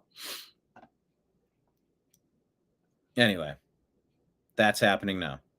Also, U.S. gas prices have dropped to a 4-year low, averaging $3.20 per gallon. That's good. Thanks, Obama. Thanks, President Trump. U.S. gas prices 4-year low. Yeah, since the last time Trump was in office. Candace Owens, she's all over the place right now. Just updating this. She says, incredibly, we received concrete proof that TikTokers and micro-influencers were paid between $1,000 and $5,000 to make anti-Candace, anti-Tucker videos last week. They were given a specific suggested script. We will be revealing the details on the show later. Hey! Who's funding them? Oh, brother, I gotta guess. Is it the usual suspects? Who are the usual suspects? I don't know. I'm just talking about that movie with Kevin Spacey. Abort at Mort's Discount Clinic. Dial 1-600 abortion with 2 B's. The B is for bargain. Well, if it isn't Dr. Nick Riviera. Well, if it isn't my old friend, Mr. McGregor, with a leg for an arm and an arm for a leg.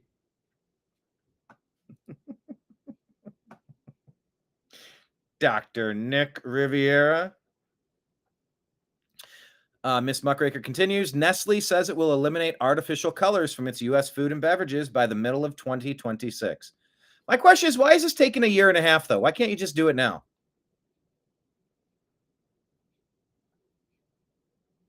But, all right, that's good news. Michael Schellenberger reporting here. Stanford Medicine has ended surgeries for those suffering. We got to stop saying transgender, too. We need to start saying those people suffering from gender dysphoria disorder. We have to reclaim our language. Dr. Jordan Peterson was absolutely right about this. Stanford Medicine is ending unnecessary genital mutilation for patients suffering from gender dysphoria disorder. Michael Schellenberger says, operating on the bodies of children so they look like the opposite sex is the future, said the media. It wasn't. It's increasingly the past, and it won't come back, not even in California. Historians will struggle to understand trans medicine alongside bloodletting, lobotomies, and Tuskegee. So, is that too harsh? Or do you agree?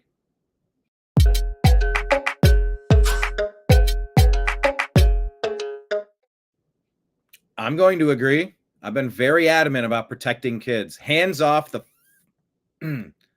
I swore a little excessively at the beginning of this program at Jamal Bowman.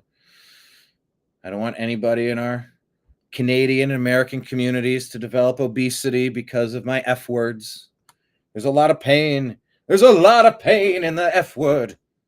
The only reason I suffer from type 2 diabetes and obesity is because of Brian saying the F word. I don't know what accent that was. I was kind of like a Southern belle. Oh, heavens to Murgatroyd. I don't know what I'm doing. But yeah, I agree. I agree that we're going to look back at this like bloodletting, lobotomies, and Tuskegee. I can't believe the woke mind virus convinced people to damage kids. They're under 18. They need to be protected from parents with Munchausen syndrome. They need to be protected by parents with mental disorders. Hands off the kids. Well, David, good question. How much are hospitals making for putting people down? Yeah, well, I mean, look, it's just numbers, dollars and cents, right? If it's too expensive to keep somebody alive, why not just off them? You save money by deletion. That's addition by subtraction. It's gross.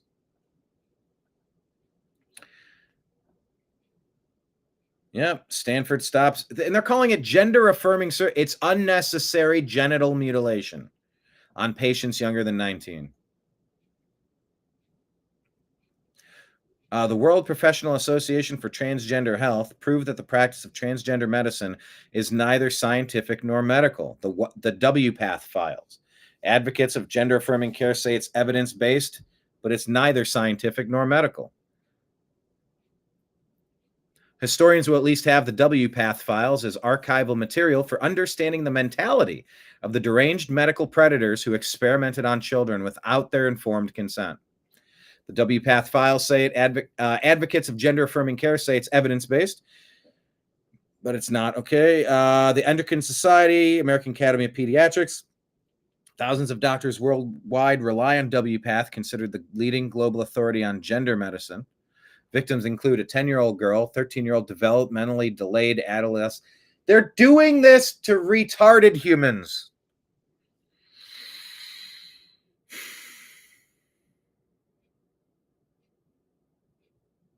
Guys. I guess I better say guys and girls so that the Pete Hegseth questioner doesn't come down on me too harshly. Guys and girls. I meant colloquially. Hey, guys. You know, there's girls in here. Okay, fine. There are girls in here. Guys and girls. Girls and guys. People. Hey, people.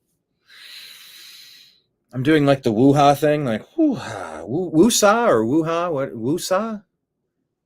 From Bad Boys, you kind of like rub your earlobe to like center and calm yourself. I'm about to blow a gasket thinking about these Frankenstein doctors abusing retarded Americans. Once again, I'm reading this article. It's everything is a colloquial term for something else. Gender affirming care. It's unnecessary genital mutilation. Trans something. No, it's those suffering from gender dysphoria. Like, can we actually say what the thing is without changing what it means? 13-year-old developmentally delayed adolescent. Is that retarded? Is that a fair, like, developmentally delayed? George Carlin does a great bit about PTSD and how we change the meanings of words. And first it used to be called shell shock, and then it's PTSD, and now it's. You got to be blunt with your language. The injuries, I'm just going to continue. I'm not going to lose it on this one. I want to lose it on this one. I want to rant hardcore on this one. I'm not.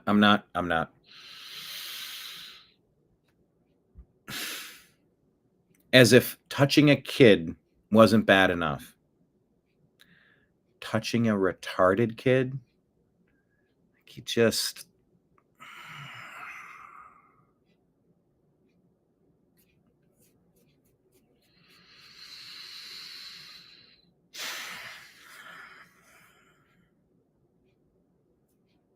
There should be a death penalty for doctors who are pushing this stuff. Abusing retarded kids. I'm sorry, developmental. How did they phrase it? Hang on, I got to change the. Developmentally delayed adolescents. Retarded kids. Yeah, there should be a death penalty for any Dr. Frankenstein that was experimenting on retarded kids. Mm-hmm. Or to a clinical professional who was providing gender-affirming care to a developmentally disabled adolescent. Fuck you and your flowery language. You're going Frankenstein on retarded kids, and you should get the noose. You should get a firing squad. You should get a lethal injection, or ride the chair, or ride the lightning in an electric chair. If you can't defend kids who aren't able to make permanent life-altering decisions on their own anyway, if you can't protect retarded kids who can't even make permanent life decisions for themselves at 18, the law needs to protect them with a death penalty. Is that too harsh? Do you, the viewer, agree or disagree with that assertion?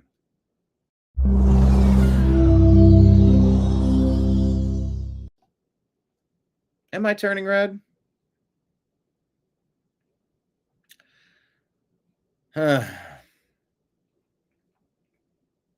Maybe I was. Yeah, the alphabet people.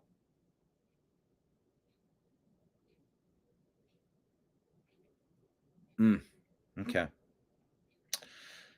Scrolling through comments. God doesn't make mistakes. I mean, but look, I mean, God does make, there's all sorts of abnormalities and maladies and genetic defects. There's a lot of things that do happen. But I mean, I get what you're saying. God doesn't make mistakes, and David gets it. I think this practice of abusing developmentally disabled children, adolescents, is evil. Good and evil. Deb agrees. We should put the death penalty in for this. Oh, it's just following orders. Yeah, that didn't work in Nuremberg, and it shouldn't work here. Anyway, the injuries described in the WPATH files include sterilization, loss of sexual function, liver tumors, and death. Yeah, I've said this all along. Like, oh, that's so hateful. No. I am pro-abortion. In the comments, is anybody else pro-abortion? I said that wrong. That's like Sacramento, San Francisco. No, let me rephrase. In the comments, I got too many thoughts in my head.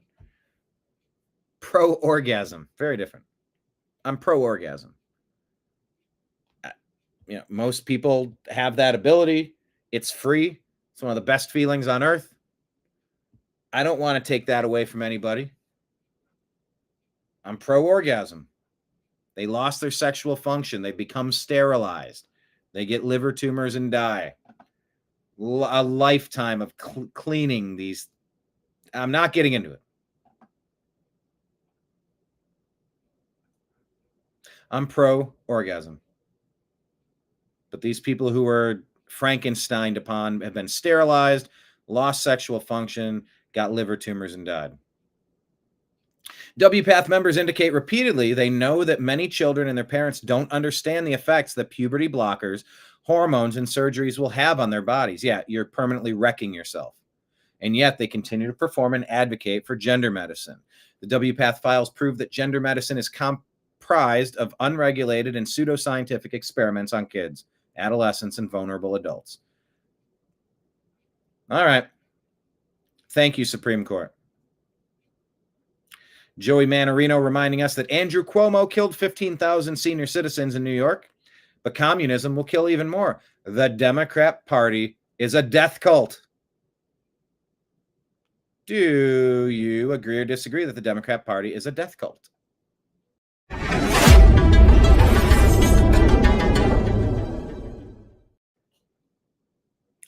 think they are. Here's another clip from the press conference today about the big, beautiful bombs in Iran. One last story about people. When the crews went to work on Friday, they kissed their loved ones goodbye, not knowing when or if they'd be home. Late on Saturday night, their families became aware of what was happening. And on Sunday, when those jets returned from Whiteman, their families were there. Flags flying and tears flowing. I have chills literally talking about this. One last story about people. Literally. Literal chills. I don't want to be locked into some Middle Eastern protracted, prolonged conflict. I don't.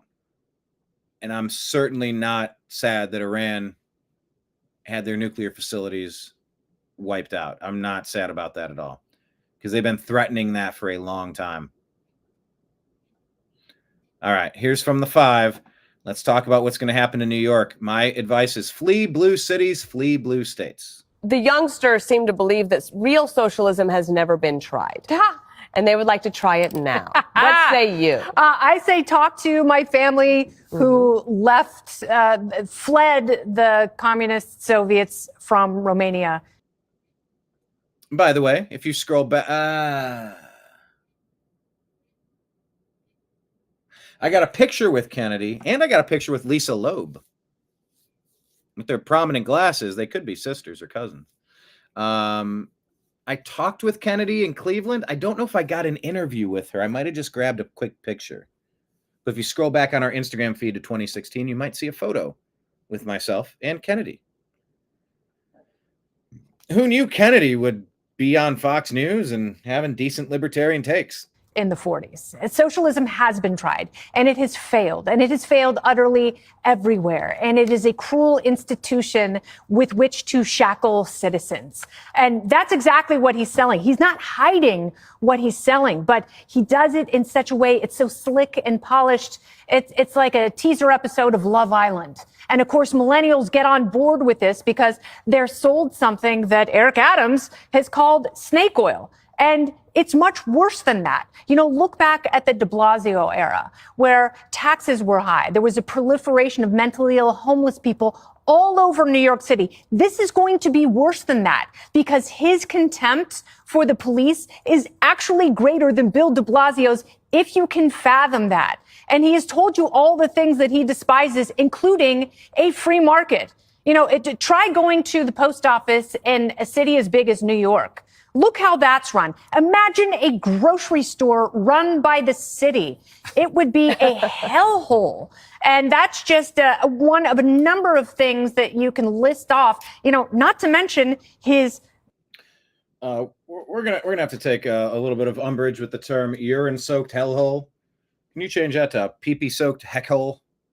Virulent anti-Zionism. And that's a very nice way of saying anti-Semitism. Mm-hmm. And the way he and that's a topic that I've, you know, Blake and I had plenty of blowouts over that one, is anti-Zionism, anti-Semitism. No, they're totally different things, say some. I'm like, I woke up in a world where there's a country, a state called Israel. It's been there since 1948. No, it hasn't been there forever. It's there now. You're advocating that their state be abolished. That's Zionism just refers to having a place, having that country, state. So is anti-Zionism anti-Semitism? I'm also super against this painting with a broad brush. Like Deb said, some elements of the Democrat Party are a death cult, but I don't paint with a broad brush. So do you paint with a broad brush with Zionism and everything is anti-Semitic? Oh my gosh, you could never criticize anything. The media, Hollywood, the banks, the state of Israel, the war plans of Netanyahu. You can't ever have a critique or a criticism without it being, they call it the big Z. They said, sir, don't use the N word. I said, take the N and spin it sideways. It's got the zig and the zag. They said a Z is just a sideways N. A lot of people say, you've seen nothing like this. It's a N word and a Z word, kind of the same.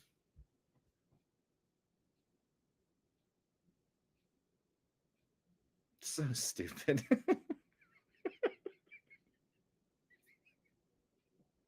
God help me.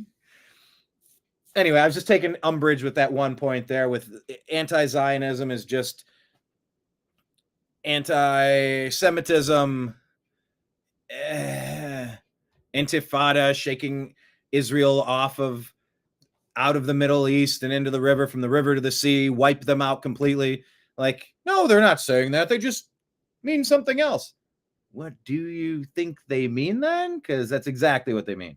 Well, you know, Zionism is different. No, you're kind of talking in circles. What is the point? They want them gone. They want them all eliminated. Sounds kind of Hitlerian. So either Hitler was a bad guy like I thought, or he's not. In which case, we're on the hamster wheel now. Now we're just spinning round and round on that story. Who gave royalty and the Rothschilds the power to create a country, or whatever you want to call it? Yep. And that is exactly what John B. Wells was talking about. He says they're the usual suspects, and the people currently inhabiting Israel, they don't bear a resemblance or lineage to the Jewish people of that era. That's not what was there. You had banksters creating a proxy government, just taking land over there. But then again, you're in California and they're screaming, you took this land from Mexico. We want it back. Where does it end when you're taking land back? It's stolen land. Also, borders are racist. So should we have borders or should we not have borders? Stolen land or everybody's always conquered lands and held lands until you open up the borders and you get invaded. We're talking out of both sides of our mouth here, people, on a lot of these topics. Anyway, there's a lot to unpack there. But I do want to point out this comment from David. Oh, I need to get a stinger that says like comment of the day. It's our comment of the day. I thought I had a kazoo sitting around. You don't want me to have a kazoo sitting around. Maybe it's in my other desk. Comment of the day. David Bann says, I laugh every day with you guys and girls. See, you learned from the Pete Hegseth snafu. You said guys and girls. That's how you say it. Even though Deb says she likes being a part of the guys, being one of the guys or something like that, or someone said it. But David said, I laugh every day with you guys and girls. That is the point. That's what I'm trying to do while educating, while pontificating and unpacking, bunking and debunking. Kennedy, would you bunk her or debunk her? No. Stop. I'm not. No, don't answer that question. Don't answer that question. I didn't mean that literally. I meant to debunk, not bunk beds. I meant like bunk. All right. You know what I meant. But yes, I try to keep this as humorous as possible. It's not super easy to laugh at the abuse of developmentally misadvantaged adolescents, or whatever colloquial term they have. It's hard to find the funny in some of these stories, but damn it, I try. You all try. And I appreciate you. Like the rubber chicken. Yeah, we do. We bring it. We are. I think we're the cool kids with serious intelligence and wit and humor. Well said, David. Jewish.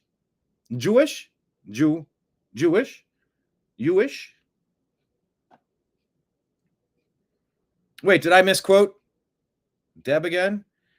Deb from San Diego? I can't believe you went so far as to tape a clip. I did this. I don't know. Have you been a regular viewer of our show, Mark G? Welcome to the bar.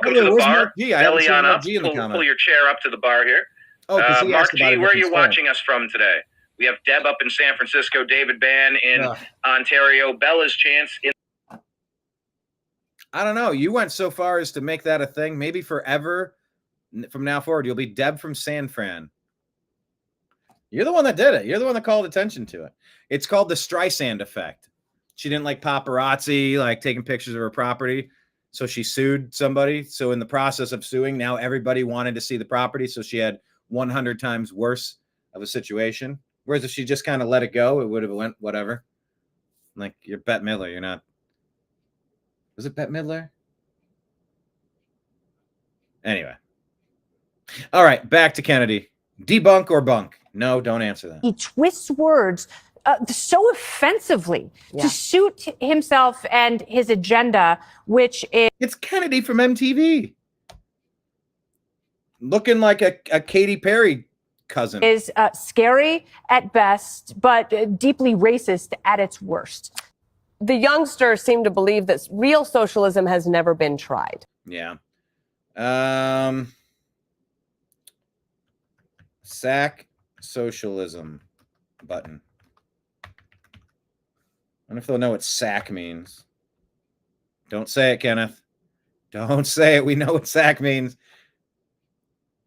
Don't do it, Brian. David telling me not to do it.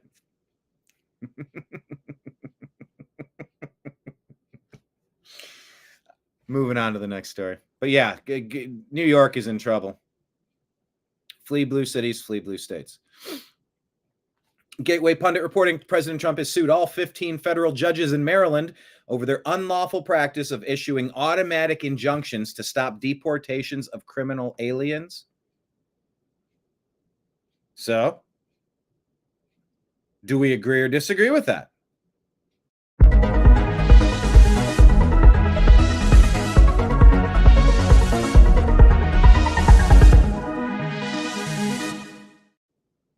I agree. sue all 15 federal judges in Maryland who are issuing automatic injunctions to stop the deportation of criminal illegal alien invaders. Goodbye. Elon reposted a tweet from Mike Benz. So this is going on. As bad as it is in Canada, look what's happened to Germany. I'm telling you, Germany's ready to have a, Ron Paul often talks of blowback. And that's a concern when you get involved in engagements, military conflicts, there'll be blowback. No, I'm not going to make a joke about Kennedy and bunking or debunking and blowback. No, Kenneth, don't do it. And all the rest of you, shame on you for thinking I was going there. Well, no, I wasn't going there, but now that you brought it up, now I am thinking of a few jokes. And now you asked me not to type them. Haha.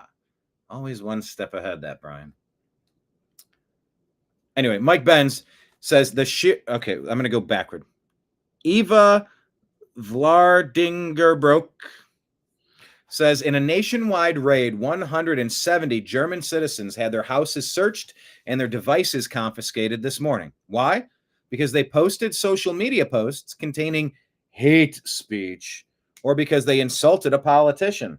Germany is a full-blown police state. The comment here, I did not see that coming. And this is what's going to happen. I'm reading the comments. This will happen in New York now that the mayor's a full-blown communist.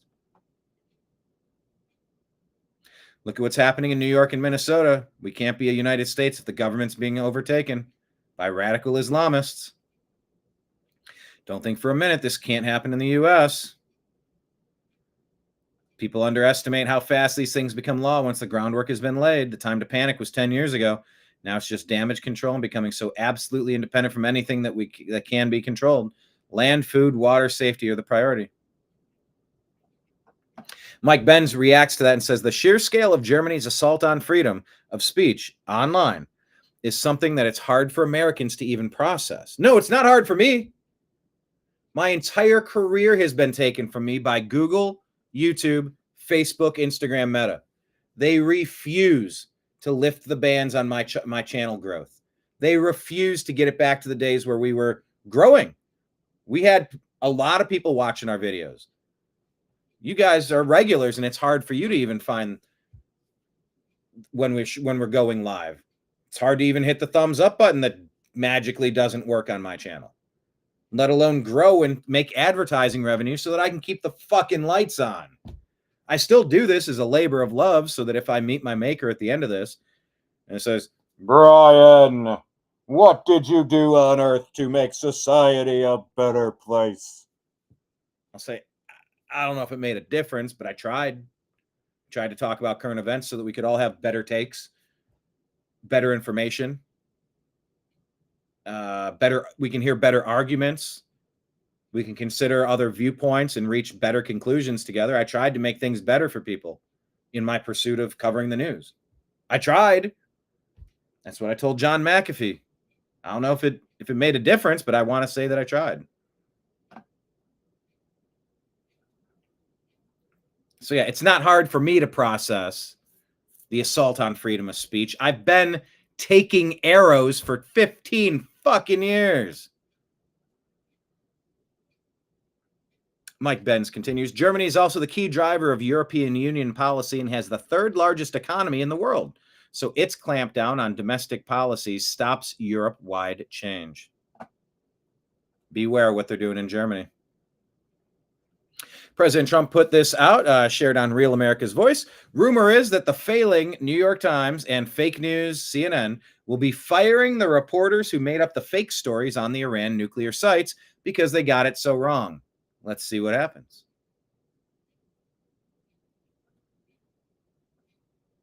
There's been a lot of discussion about what happened and what didn't happen. Step back for a second. Because of decisive military action, President Trump created the conditions to end the war, decimating, choose your word, obliterating, destroying Iran's nuclear capabilities. I want to read some of the assessments that have been provided because whether it's fake news, CNN, MSNBC, or the New York Times, there's been fawning coverage of a preliminary assessment. I've had a chance to read it. Every outlet has breathlessly reported on a preliminary assessment from DIA. I'm looking at it right now. Again, it was preliminary, a day and a half after the actual strike, when it admits itself in writing that it requires weeks to accumulate the necessary data to make such an assessment. It's preliminary. It points out that it's not been coordinated with the intelligence community at all. There's low confidence in this particular report. It says in the report there are gaps in the information. It says in the report multiple linchpin assumptions are what this assessment, a linchpin assumption, you know what that is? That means your entire premise is predicated on a linchpin. If you're wrong, everything else is wrong. And yet, still, this report acknowledges it's likely severe damage. Again, this is preliminary, but leaked because someone had an agenda to try to muddy the waters and make it look like this historic strike wasn't successful. I'm going to get to the chairman in a moment because. All right. Well, you can watch the rest of that, but you know they really kind of reset the narrative here. The person who posted this says, so the reporter who insisted that Hunter Biden's laptop was Russian disinformation is now saying that the U.S. attack on Iran did not damage the nuclear weapons development program? Right. So that's my question. Is that the same reporter that was running cover for Hunter Biden when it was obvious that that computer was full of Hunter Biden's actual stuff, which was hundreds and hundreds and hundreds of crimes? I'm curious if that's confirmed. Is that the same reporter? Anyway, as the story unfolds, we're going to keep making sense of it. But that's a 6-minute clip if you want to go check out more of it. It's on our Instagram feed. This was the accusation that we were talking about. Mahmoud Mamdani brought to the U.S. on the same CIA-linked airlift Africa that Barack Obama's CIA asset father, Barack Obama Sr. was. We're asking if we can debunk or confirm this. Or, if we're talking about Kennedy, would we bunk or debunk? Please don't make me tell that joke. It is kind of funny, though. So Breitbart's now reporting the former Biden aide. Where's the screen? I'll go like that. Yes, there is no freedom in Europe, it seems. Deb saying Brian is doing God's work in his own small way. I don't know. I'm doing what I know how to do. If there's a God, I think God would understand that I'm trying. And if there's a God that doesn't understand I'm trying, man, I don't know what to say. I've dedicated 20 plus years to this, so at great personal cost, by the way, great personal expense. And it's not just a financial, like I'm not just saying money here. Giving a shit is not easy, and it's exhausting, and it's a lot of things. It's a lot of things. I'm doing it because I like doing it. I'm doing it because it needs to be done. I'm doing it because I'm good at it. But yeah, I mean, I've definitely taken some time off and I've needed it. And I did not like doing it anymore at certain phases. You know, and if it wasn't for Blake kind of getting back to me 2 years ago, like, oh, we should do a show. And I'm like, should we though? Do I want to guarantee that I'm going to be permanently unemployable? That's not to normal people. I just mean to like those suffering from Trump derangement syndrome, those suffering from the woke mind virus. Yeah, those types of people would not want me to have a living, to earn a living, working some unrelated job where I keep politics out of it. They just want to see me destroyed because they don't like me. Oh, and I might have run into something like that in the past couple of years. Another story for another day.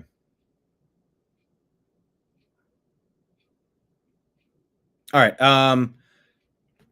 Neera Tanden, according to We Are Breitbart, a former top aide for President Joe Biden, told Congress that she had authorization to direct auto-pen signatures for the president, but does not know who gave the final order. Tanden served as the director of Biden's Domestic Policy Council and told Congress during a testimony on Tuesday that the president used an automatic signature tool allowing for aides to sign pardons, memos, and other official documents in the White House. Tandon said she did not know who authorized those signatures. During the interview before Congress, it lasted more than 5 hours, she told lawmakers in her role as staff secretary and senior advisor to former president between 21 and 23, she was authorized to direct auto pen signatures on behalf of Biden, an oversight committee official told Fox News. Tandon, who reportedly said during testimony that she had limited interactions with Biden in the role, according to sources familiar with her testimony, described an approval process that left her at least partly in the dark about who specifically was giving final approval on the decisions to use automatic signature tool, even though she simultaneously insisted Biden was in charge.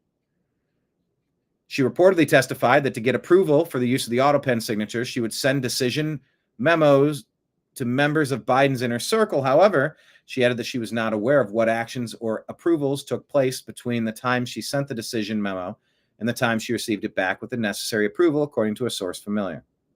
Minority member of the Oversight Committee called Tandon's characterizations a lie, with a statement from former White House staffer saying they received a written sign-off from Biden on every executive action she presented him with.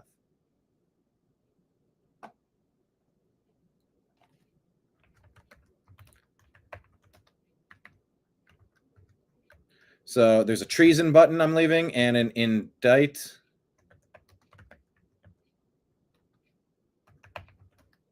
Indict Fauci.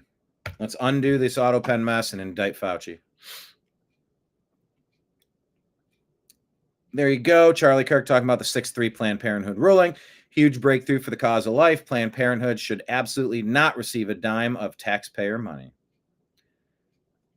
By the way, Charlie Kirk is coming around these parts real soon. Maybe I'll go say hi. I did a brief walk and talk with him way back in the day. Dave Asprey is saying the United States just iced Bill Gates' vaccine alliance. Let me put this on the screen here. For countervailing views on health and elections, go to cdc.gov, who.int, and cisa.gov/rumor control. I got to switch there it is. So, according to this, RFK Jr. pulled all federal funding from Gavi, calling them out for ignoring the science on vaccine safety. Ouch. What is Gavi anyway, says Dave Asprey? A global vax machine backed by WHO, UNICEF, and the Gates Foundation, supposedly to help poor countries. Claims to have jabbed 1 billion kids. Says it prevented 17 million deaths, and now it's crying over lost U.S. dollars. Since 2001, U.S. gave out $2.1 billion to get Gavi. That's taxpayer money funding global PR for injections, not safety transparency. RFK Jr. says they need to re-earn the public trust. Translation, stop gaslighting people who ask questions. So, Dave Asprey says, global ripples incoming. Less funding equals less control from the Gates and WHO cartel. Vaccine access in low-income countries will shift. The real question, is this a start of actual accountability in global health? Your move, Gavi.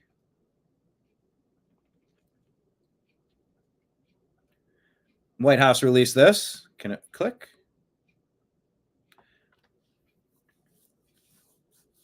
Pentagon drops the bomb tapes. Iran's nukes are obliterated.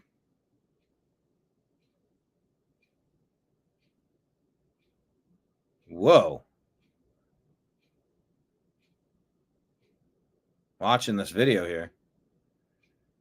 This video or animation?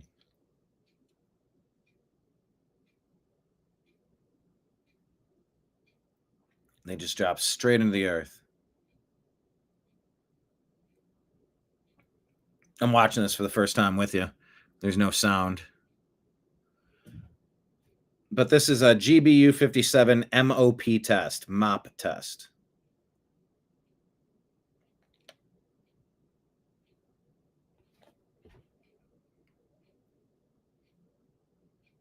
Okay. Shared by the U.S. Air Force. Battle damage assessments incoming. Libby Emmons, Jack Posobiec talking about once you vote communist policies in, you can't vote them out. Bay Ridge for about 10 years, which is a section of Brooklyn that is historically an immigrant community. It was Norwegian, it was Greek, it was Italian, it was Chinese, now it's primarily Arab. And the biggest difference, I think, between previous groups of immigrants and the current groups of immigrants is that the previous groups of immigrants were interested in assimilating. When my great-grandparents came here from Naples and from Sicily and also from Norway, they were interested in becoming American. You could not say a word against America to them and have them be quiet about it. That is such a difference. It's not, I want to be American. I want to play for the Yankees. I want to wear the pinstripes. And once I get there, go Yankees. Yankees are the best team ever. I love being on the Yankees, pro Yankees for life. Like, no, death to the Yankees. Yankees suck. Go Cleveland Indians. They're the best. It's like, if they're the best, why are you playing here? Well, you stole this team from somebody else. Like, what are you talking about? Get out of here. You don't want to be here and assimilate? Get out of here. But that's such a difference between immigrants of old. They wanted to assimilate and become American versus we want to wave Iranian flags. We want to wave Mexican flags. We want to wave Palestinian flags. Screw the United States. I want to destroy the United States. Yeah, well, you know what? You've declared yourself to be an enemy. Absolutely no way. My great-grandmother taught herself to read by reading the New York Times in the 1920s, not by watching TikTok and hearing about how Osama bin Laden is the greatest guy ever. I mean, it's just a totally different kind of cultural immersion that they're getting now. People are coming to this country and they're hearing that America sucks, and that has got to stop. That's absolutely insane. When you had immigration during the height of Ellis Island, you had, I think, 12 million people over 60 years come in. That's 200,000 people a year, and that's legal immigration. Under Joe Biden, we had 200,000 illegal immigrants coming in every month. And what you have here is a situation where the wealthy people in New York City, the laptop class, the people who get delivery, the people who can afford to take taxis, primarily Asians and whites, they were voting for Mamdani when you had essentially blacks and Hispanics and people who had been in the city for a long time and are working class people saying, no, please don't make the city worse. And what everyone forgets is that once you start voting in communist policies, you can't vote them out. I lived in Bay Ridge for about 10 years, which is a section of Brooklyn that is historically an... Yeah. You vote communists in and you have to shoot your way out. It's not something anybody wants. Nobody smart should want it, rather. Deb says, caring is emotionally exhausting, which is why this is Brian's daily therapy, like it is for many of us. He addresses the things that matter. Thank you. And yeah, it sort of is. That's why I never have a problem going long. It's okay if people do. Everybody, you got to respect everyone's time. You know, like John, I was like, well, you know, we can do whatever time you want. If you want to do 45 minutes or an hour, that's fine. I said, I'm available longer. Whenever you're ready, pull the pin. It's all appreciated. But like, we end up talking for 2.5 hours, close to 3 hours, 2:45 maybe. And usually when people are done talking to me, they're like, oh my God, I can't believe it went that long. I think I did the same with Adam Kokesh a month or two ago. I was like, oh, I got 60 minutes. Like, that's fine. But like, I'll be here long. Like, if you want to keep talking, like, I'm here to talk. Adam called me a pussy and I kept talking to him. I've known Adam for years. You know, he says that the way a brother would say that to another brother. Ah, you pussy. Why don't you go off grid and build your damn Earthship already? He was kind of challenging me. Nobody wants to be called a pussy. But I didn't stop the interview. I kept going for another 2 hours. 2.5 hour show with him too. But yeah, I have fun doing this. There's a lot to unpack. I could grab 4 or 5 stories and just bang, bang, bang, bang, bang. And I could produce my show that way. And moving forward at some point, maybe I will just, I'll dedicate 60 minutes of the day to this and that's it. 12 minutes per topic. I'll do a 12-minute intro or 6-minute intro, 6-minute outro, or an 8-minute monologue and a 4-minute outro or something. And I'll do 4 stories at 12 minutes apiece. Get to 48 then plus the intro outro and then just knock the show out. I think that's what Blake wanted to do, which is fine. I've got too much to unpack. I'm theoretically capable of doing shows that way, and I probably could. Maybe I will. I don't know. I like playing tennis, though. Kenneth's cat doesn't mind the P word. Well. Anyway, yeah, you can vote your way into socialism or communism, but you have to shoot your way out. Here's another one. Dr. Gator saying HHS and Secretary Kennedy officially froze all U.S. funding for Gavi, the vaccine alliance co-founded by Bill Gates. He claims Gavi ignores the science on vaccine safety and insists they must re-earn public trust before any U.S. support is reconsidered. The move could trigger major ripple effects on vaccine access and distribution in countries across the world. Do you agree with the decision? It's time for global accountability. So, do you agree with Bobby Kennedy's decision?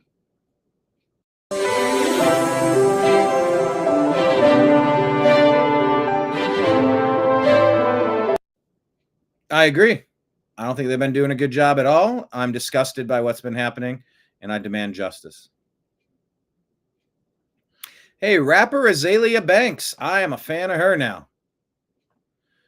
According to We Are Breitbart, let me switch so you can read the whole thing. There we go. I couldn't, for $100, I couldn't tell you a song Azalea Banks does. Maybe I could sing along with it if I've heard it 1,000 times and didn't know it was her, but I don't know. She ditches a United Kingdom music festival over pressure for her to say that she supports Palestine. And she says, quote, "I'm not putting on a fucking hijab. Neither should you. That's oppressive." 130-degree heat. Go out there in a black blanket. No thanks. Well, that's our custom. Okay. Why don't you wear the black blanket, dudes? No. It is our custom to only do that to women. Well, I'm far from a feminist, but fuck you, buddy. 130-degree heat. Here, wear this black robe or we're going to abuse you or end your life. How about no? Azalea Banks, kudos to you. She was scheduled to perform at the Maiden Voyage Festival and the Boomtown Festival, but on Wednesday she said she's pulling out. Unlike Elon Musk. No, not from the concert, just from all his baby mamas. Sorry, too soon? She says, "So guys, I'm canceling Boomtown and Maiden Voyage," writing in a lengthy post on X. "The promoters have been stressing me out for weeks, trying to force me to say Free Palestine and threatening to cut me from the bill because I won't say Free Palestine. And I'm not dealing with threats and I'm not putting on a fucking hijab. They're both basically trying to extort me by insinuating that I need to say I support Palestine or they'll drop me from the gig. But I would much rather drop them and not associate with anything that has cheap groupthink bullshit attached to it." Azalea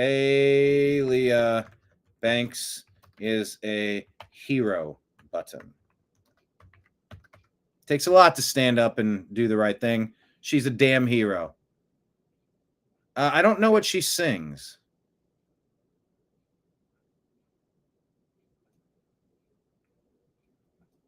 What do she do?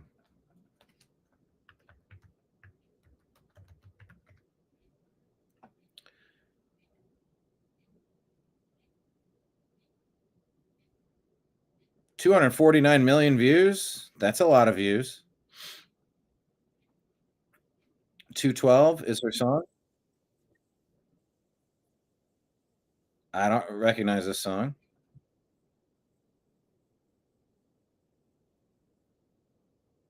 I don't recognize this song.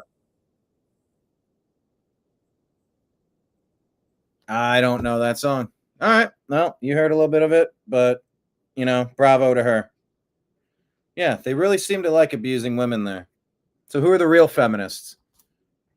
The ones that want to look at conservative, common sense, constitutional, libertarian values and say, oh, that's Handmaid's Tale. Or the ones that try to impose Sharia law upon the world. You know. Go be pro-Sharia if you want, but no thanks. Bravo, she's a hero. Here's what Democrats stand by. Here's Representative Brandon Gill. Democrats stand for mass illegal immigration. They stand for open borders. They stand for men and women's bathrooms. And on some foreign policy issues, they seem to stand for whoever is against the United States. That's a problem, but the American people can see through it. They can see how successful this administration has been, and they support the president. That's why he's polling so well right now. Okay. Representative Brandon Gill. Once again, that's a good question. Do you agree or disagree?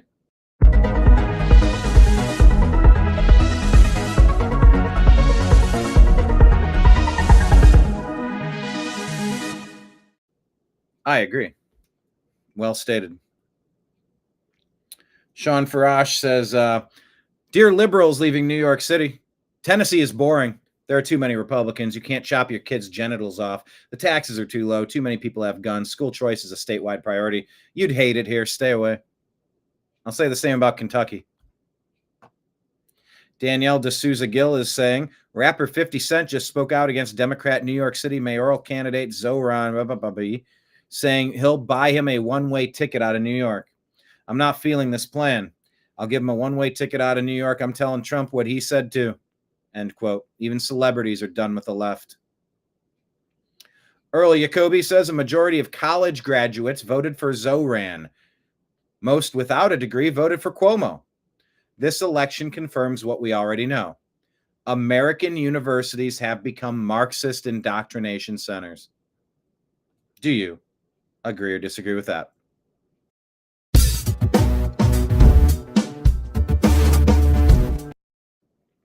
I like that clip because that's our music playing in the background.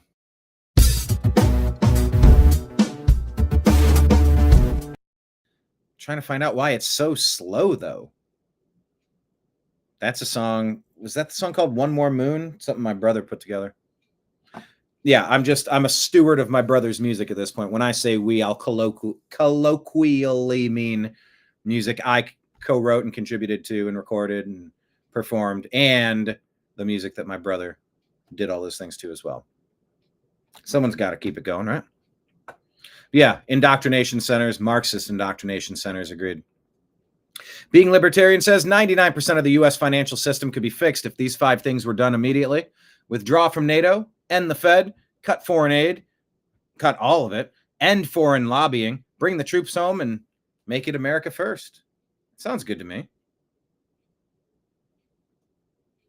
Brandon Gill again. One of the things that I'm most excited about the big, beautiful bill that we are working on and are going to get passed next week is that finally we can fund border security and mass deportations that the American people demand without having to negotiate on amnesty. In other words, the American people get what they would like. Republicans get all of our priorities. We get a border wall, we get river barriers, we get 10,000 new ICE agents. And we don't have to deal with demands for mass amnesty. That is a huge win, not only for conservatives, but for all Americans. And I'm excited about getting that done. I believe that mass migration is the single biggest existential threat to our country today. And we're going to begin by fixing that. One of the things I could not agree more. Anybody disagree?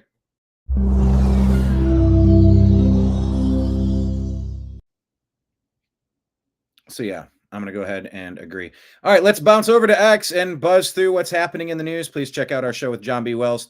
Tapped up here, pinned to our profile page. That is our link to our Patreon channel. If anybody wants to sign up to become a monthly sponsor, thank you so much to everybody who has. All right, breaking. Here are some fireballs here. Actively looking for a crash meteor or a fireball that came out of the sky. Multiple fire departments currently searching for what may have been a meteor crash. Reports began pouring in around noon on Thursday from residents in North Carolina, South Carolina, Atlanta, Tennessee, and parts of Florida, all describing a blazing fireball streaking across the sky. Witnesses said it looked like possibly a meteor or asteroid plummeting through the atmosphere. The fireball was most commonly spotted around 12:30 p.m., sparking a flurry of calls to local newsrooms and emergency services.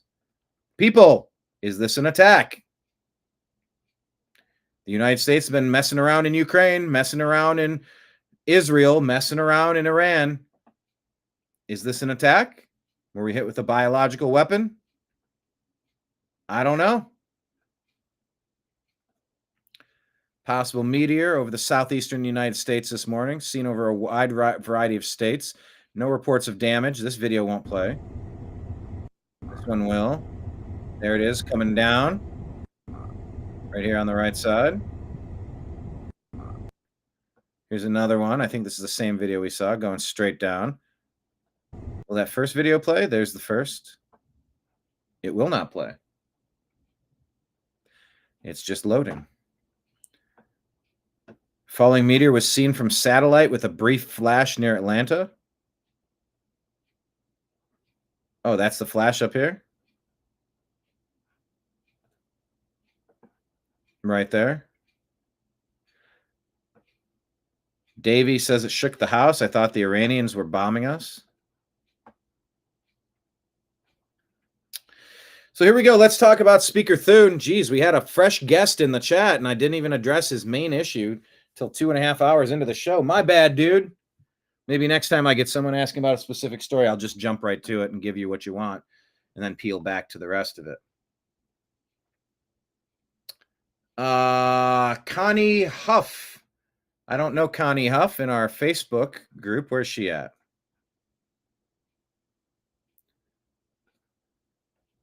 Connie, I think it's a she. Connie's also a guy name. Worthless, negative, baseless thoughts. What are you talking about? Connie, you got to give me something here.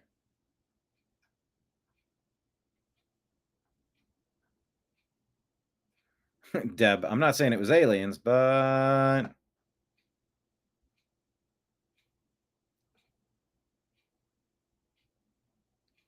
Yeah, Connie Huff, worthless, negative, baseless thoughts. You need to finish a sentence. Like, what topic were you discussing? Have you been here for 2.5 hours? Everything has been worthless and baseless and negative? Or was there a particular topic you were upset by? Are you still in?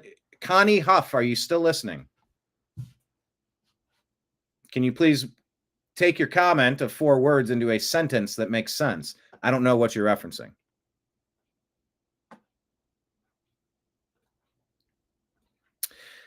Gunther Eagleman says, Leader John Thune is refusing to rein in the parliamentarian. She just axed the provision that would have prevented illegal aliens from getting Medicaid benefits. This is outrageous. Thune needs to fire her immediately. What is going on with this story? Senator Durbin, we want to turn you. Parliamentarian have any say over what Congress does? Senator Durbin, we want to turn you to now some other breaking news that occurred while that Pentagon briefing was going on. The Senate parliamentarian has just struck down the Finance Committee's provider tax plans. This is part of the big, beautiful bill, a huge portion of it here, along with several other health provisions, including Medicaid cuts, perceived as a major blow to the bill. What more can you tell us about what happened? Your reaction? Well, the parliamentarian has truly taken a nonpartisan. Senator Durbin, we want to turn you to now some other breaking news. Okay, thanks for not showing me the rest of the clip there. Steve M. Kennedy says, if Thune does not fire this lady immediately and replace her with a competent parliamentarian, then he is a bought asset. The slimy dark money and backdoor deals in Washington is disgusting. The corruption in our leadership is breathtaking. Yeah, why would you let somebody handle that and be able to block that? Big, beautiful bill is getting steamrolled by a woman no one's ever heard of, says Isabella Maria DeLuca. Elizabeth McDonough wasn't elected. She was installed, and now she's blocking Trump's agenda like it's her job. And one of the most powerful people you've never heard of. She's the Senate parliamentarian, a referee who decides what's allowed in the big, beautiful bill and where you're from. She's blocking Trump's agenda like it's her job, but it's not. She needs to be fired. Senate parliamentarian blocks provisions in big, beautiful bill to restrict Medicaid funds for illegal aliens. These clauses will need 60 votes to pass rather than the 51 needed for budget reconciliation. Why? I don't get it. News on stable coins today. Not super familiar with them, but the Genius Act for stable coins could create trillions of dollars of new demand for U.S. treasuries. It's a fantastic bill just on its own, says this guy. Oh, Trump's cryptos are David Sachs. There we go. General Flynn's a 3-star U.S. Army general with 33 years of service, 4 Bronze Stars, and 5 Commendation Medals, demands the arrest of those responsible for the attempted overthrow of your government in 2016.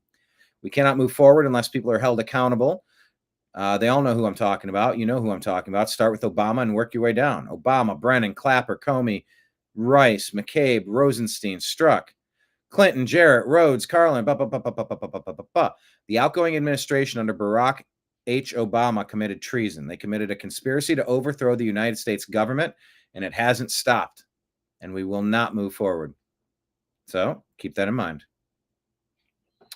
Gateway Pundit says the Trump White House denies executive privilege for 9 former Biden aides in a congressional probe about Biden's cognitive decline. Good. Gaina Fauci. Joe Rogan says CNN is the right arm of Pfizer. CNN says, no, we aren't. That's misinformation. Also CNN, Albert Bourla of Pfizer is the CNN Business CEO of the Year. Remember that? That from December of 21, rather. Hey, watch this video. Con pistola larga, con todo. This guy gets held up at his house. Let me. Houston gang dressed as police officers try to rob an armed Cuban couple, and the wife saves the husband. Yudi Lara saved her husband, Javier Reyes, from an armed attacker outside their Houston liquor store. The suspect, posing as a cop, forced Javier to the ground and demanded his chain and watch. Yudi grabbed her pistol and confronted the attacker. The suspect tried to flee, and Javier shot and injured him. He left his weapon behind. Houston police confirmed the couple acted in self-defense and won't face charges. Yeah, well, what about ahí como yo guy? estoy atento. Y con una linterna, con pistola larga, con todo. Y él obedece. So he's pero put ya on the está en el ground. piso que le pone She la sees pistola en la something frente, happening. en She la grabs her cabeza, le gun. dice de que se quite la cadena y se quite el reloj. Yo le dije que no y me puso la pistola. Yo estoy escuchando adentro, gracias a Dios, que no Comes estaba out, en el baño aiming ni at it. nada, Then y she corrí fires, rápido, has busqué to mi reload, pistola fires y again, he empecé a drops disparar. his Mi gun. pistola se encasquilló. He gets hit Pero, right there. pero él ahí cogió You're not getting miedo your y gun. se mandó a Keep- correr. Forget this Entonces guy, ahí man. Javier sacó la de él, que si la tiene arriba, y empezó a disparar. Guy's Yo les digo firing. Her verdaderamente, shirt almost cómprense un came off. arma, Yikes. esto está... Y empezó a disparar.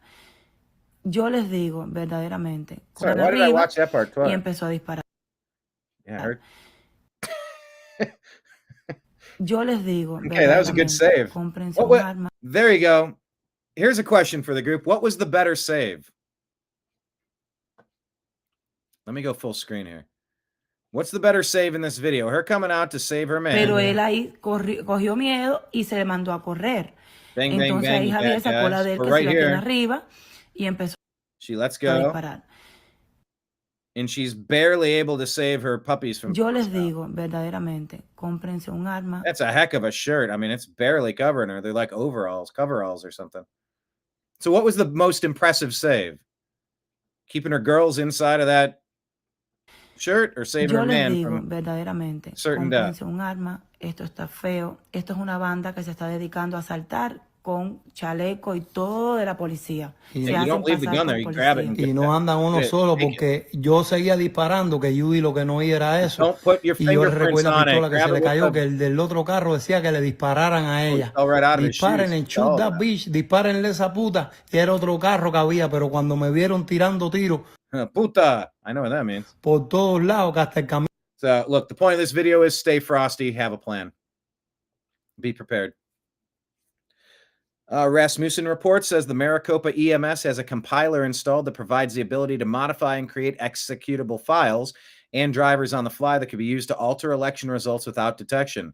There's new evidence that new executable files were created at least 3 times during the active voting period in 2020. So we're still getting into Arizona votes in 2020. Watch this video about this.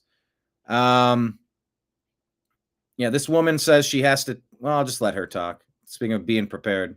I don't even know what to say at this point. I had to get off the train past my stop because there was a guy who was following me from car to car. And when I tried to get off at my stop, which was pitch dark, creepy, he held it open to see if I was going to get off. So I had to get off the stop after. And then when I got off the stop after, I hopped on the next train that was going the other direction. And I got on an express train. And now I'm back on the other side of the tracks. Hold on. New York City is not safe. It's not safe for women. Okay? I am so sick and tired of having to look over my shoulder 24/7, not just at night, during the day, at all hours. I'm sick and tired of it.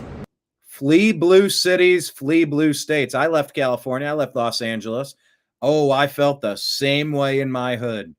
And I lived there, so I defended. I was the shepherd of my community, of my building, my home, and that radiated around me. You don't mess with me. You don't. All those people, plenty of them probably didn't give a rip for me. Some of them probably didn't like me very much, but guess what? I was voted in for 15 years in a row in our homeowners association. Well, terms were like 2 years or 3 years, I forget.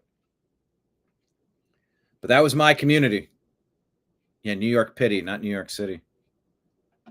I know saving our man was the biggest save, but keeping those girls in that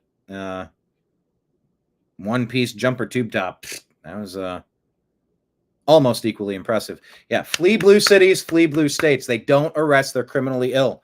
They let people be terrorized. You know, women are walking marks in some areas. So are guys.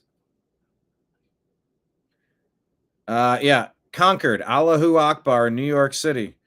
Right in the heart of Manhattan, a Zohran Mamdani voter sets up a Dawa booth declaring that New York belongs to Allah and lays out the blueprint for Islamic domination in plain sight. Islam is not just a religion, it's an ideology, a complete system of control, political, judicial, economic, and educational.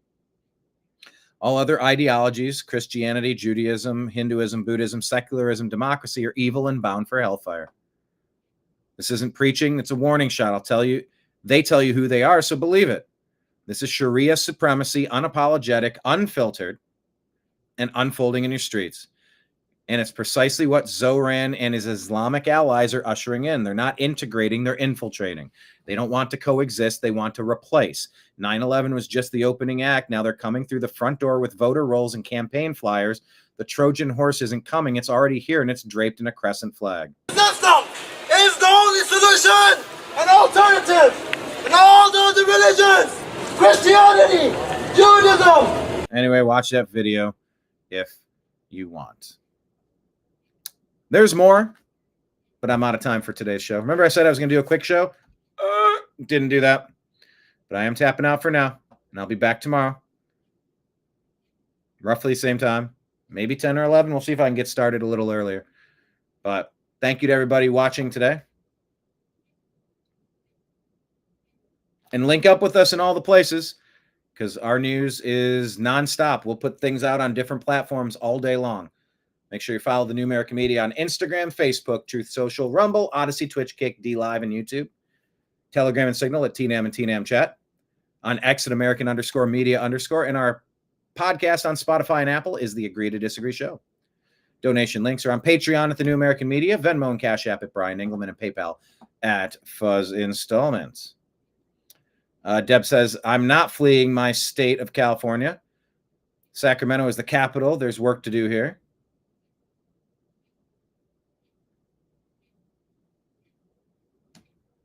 Thank you, everybody. I'll be back.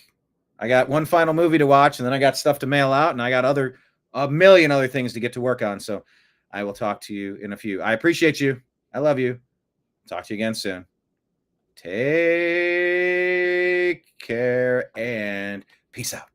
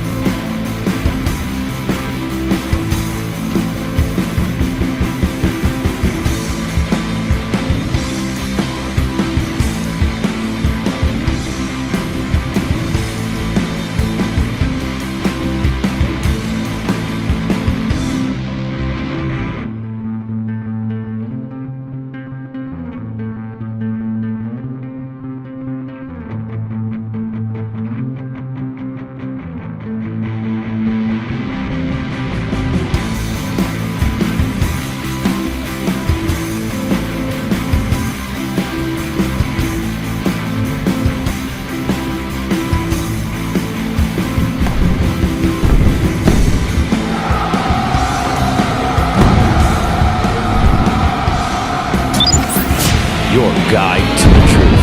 TheNewAmericanMedia.com.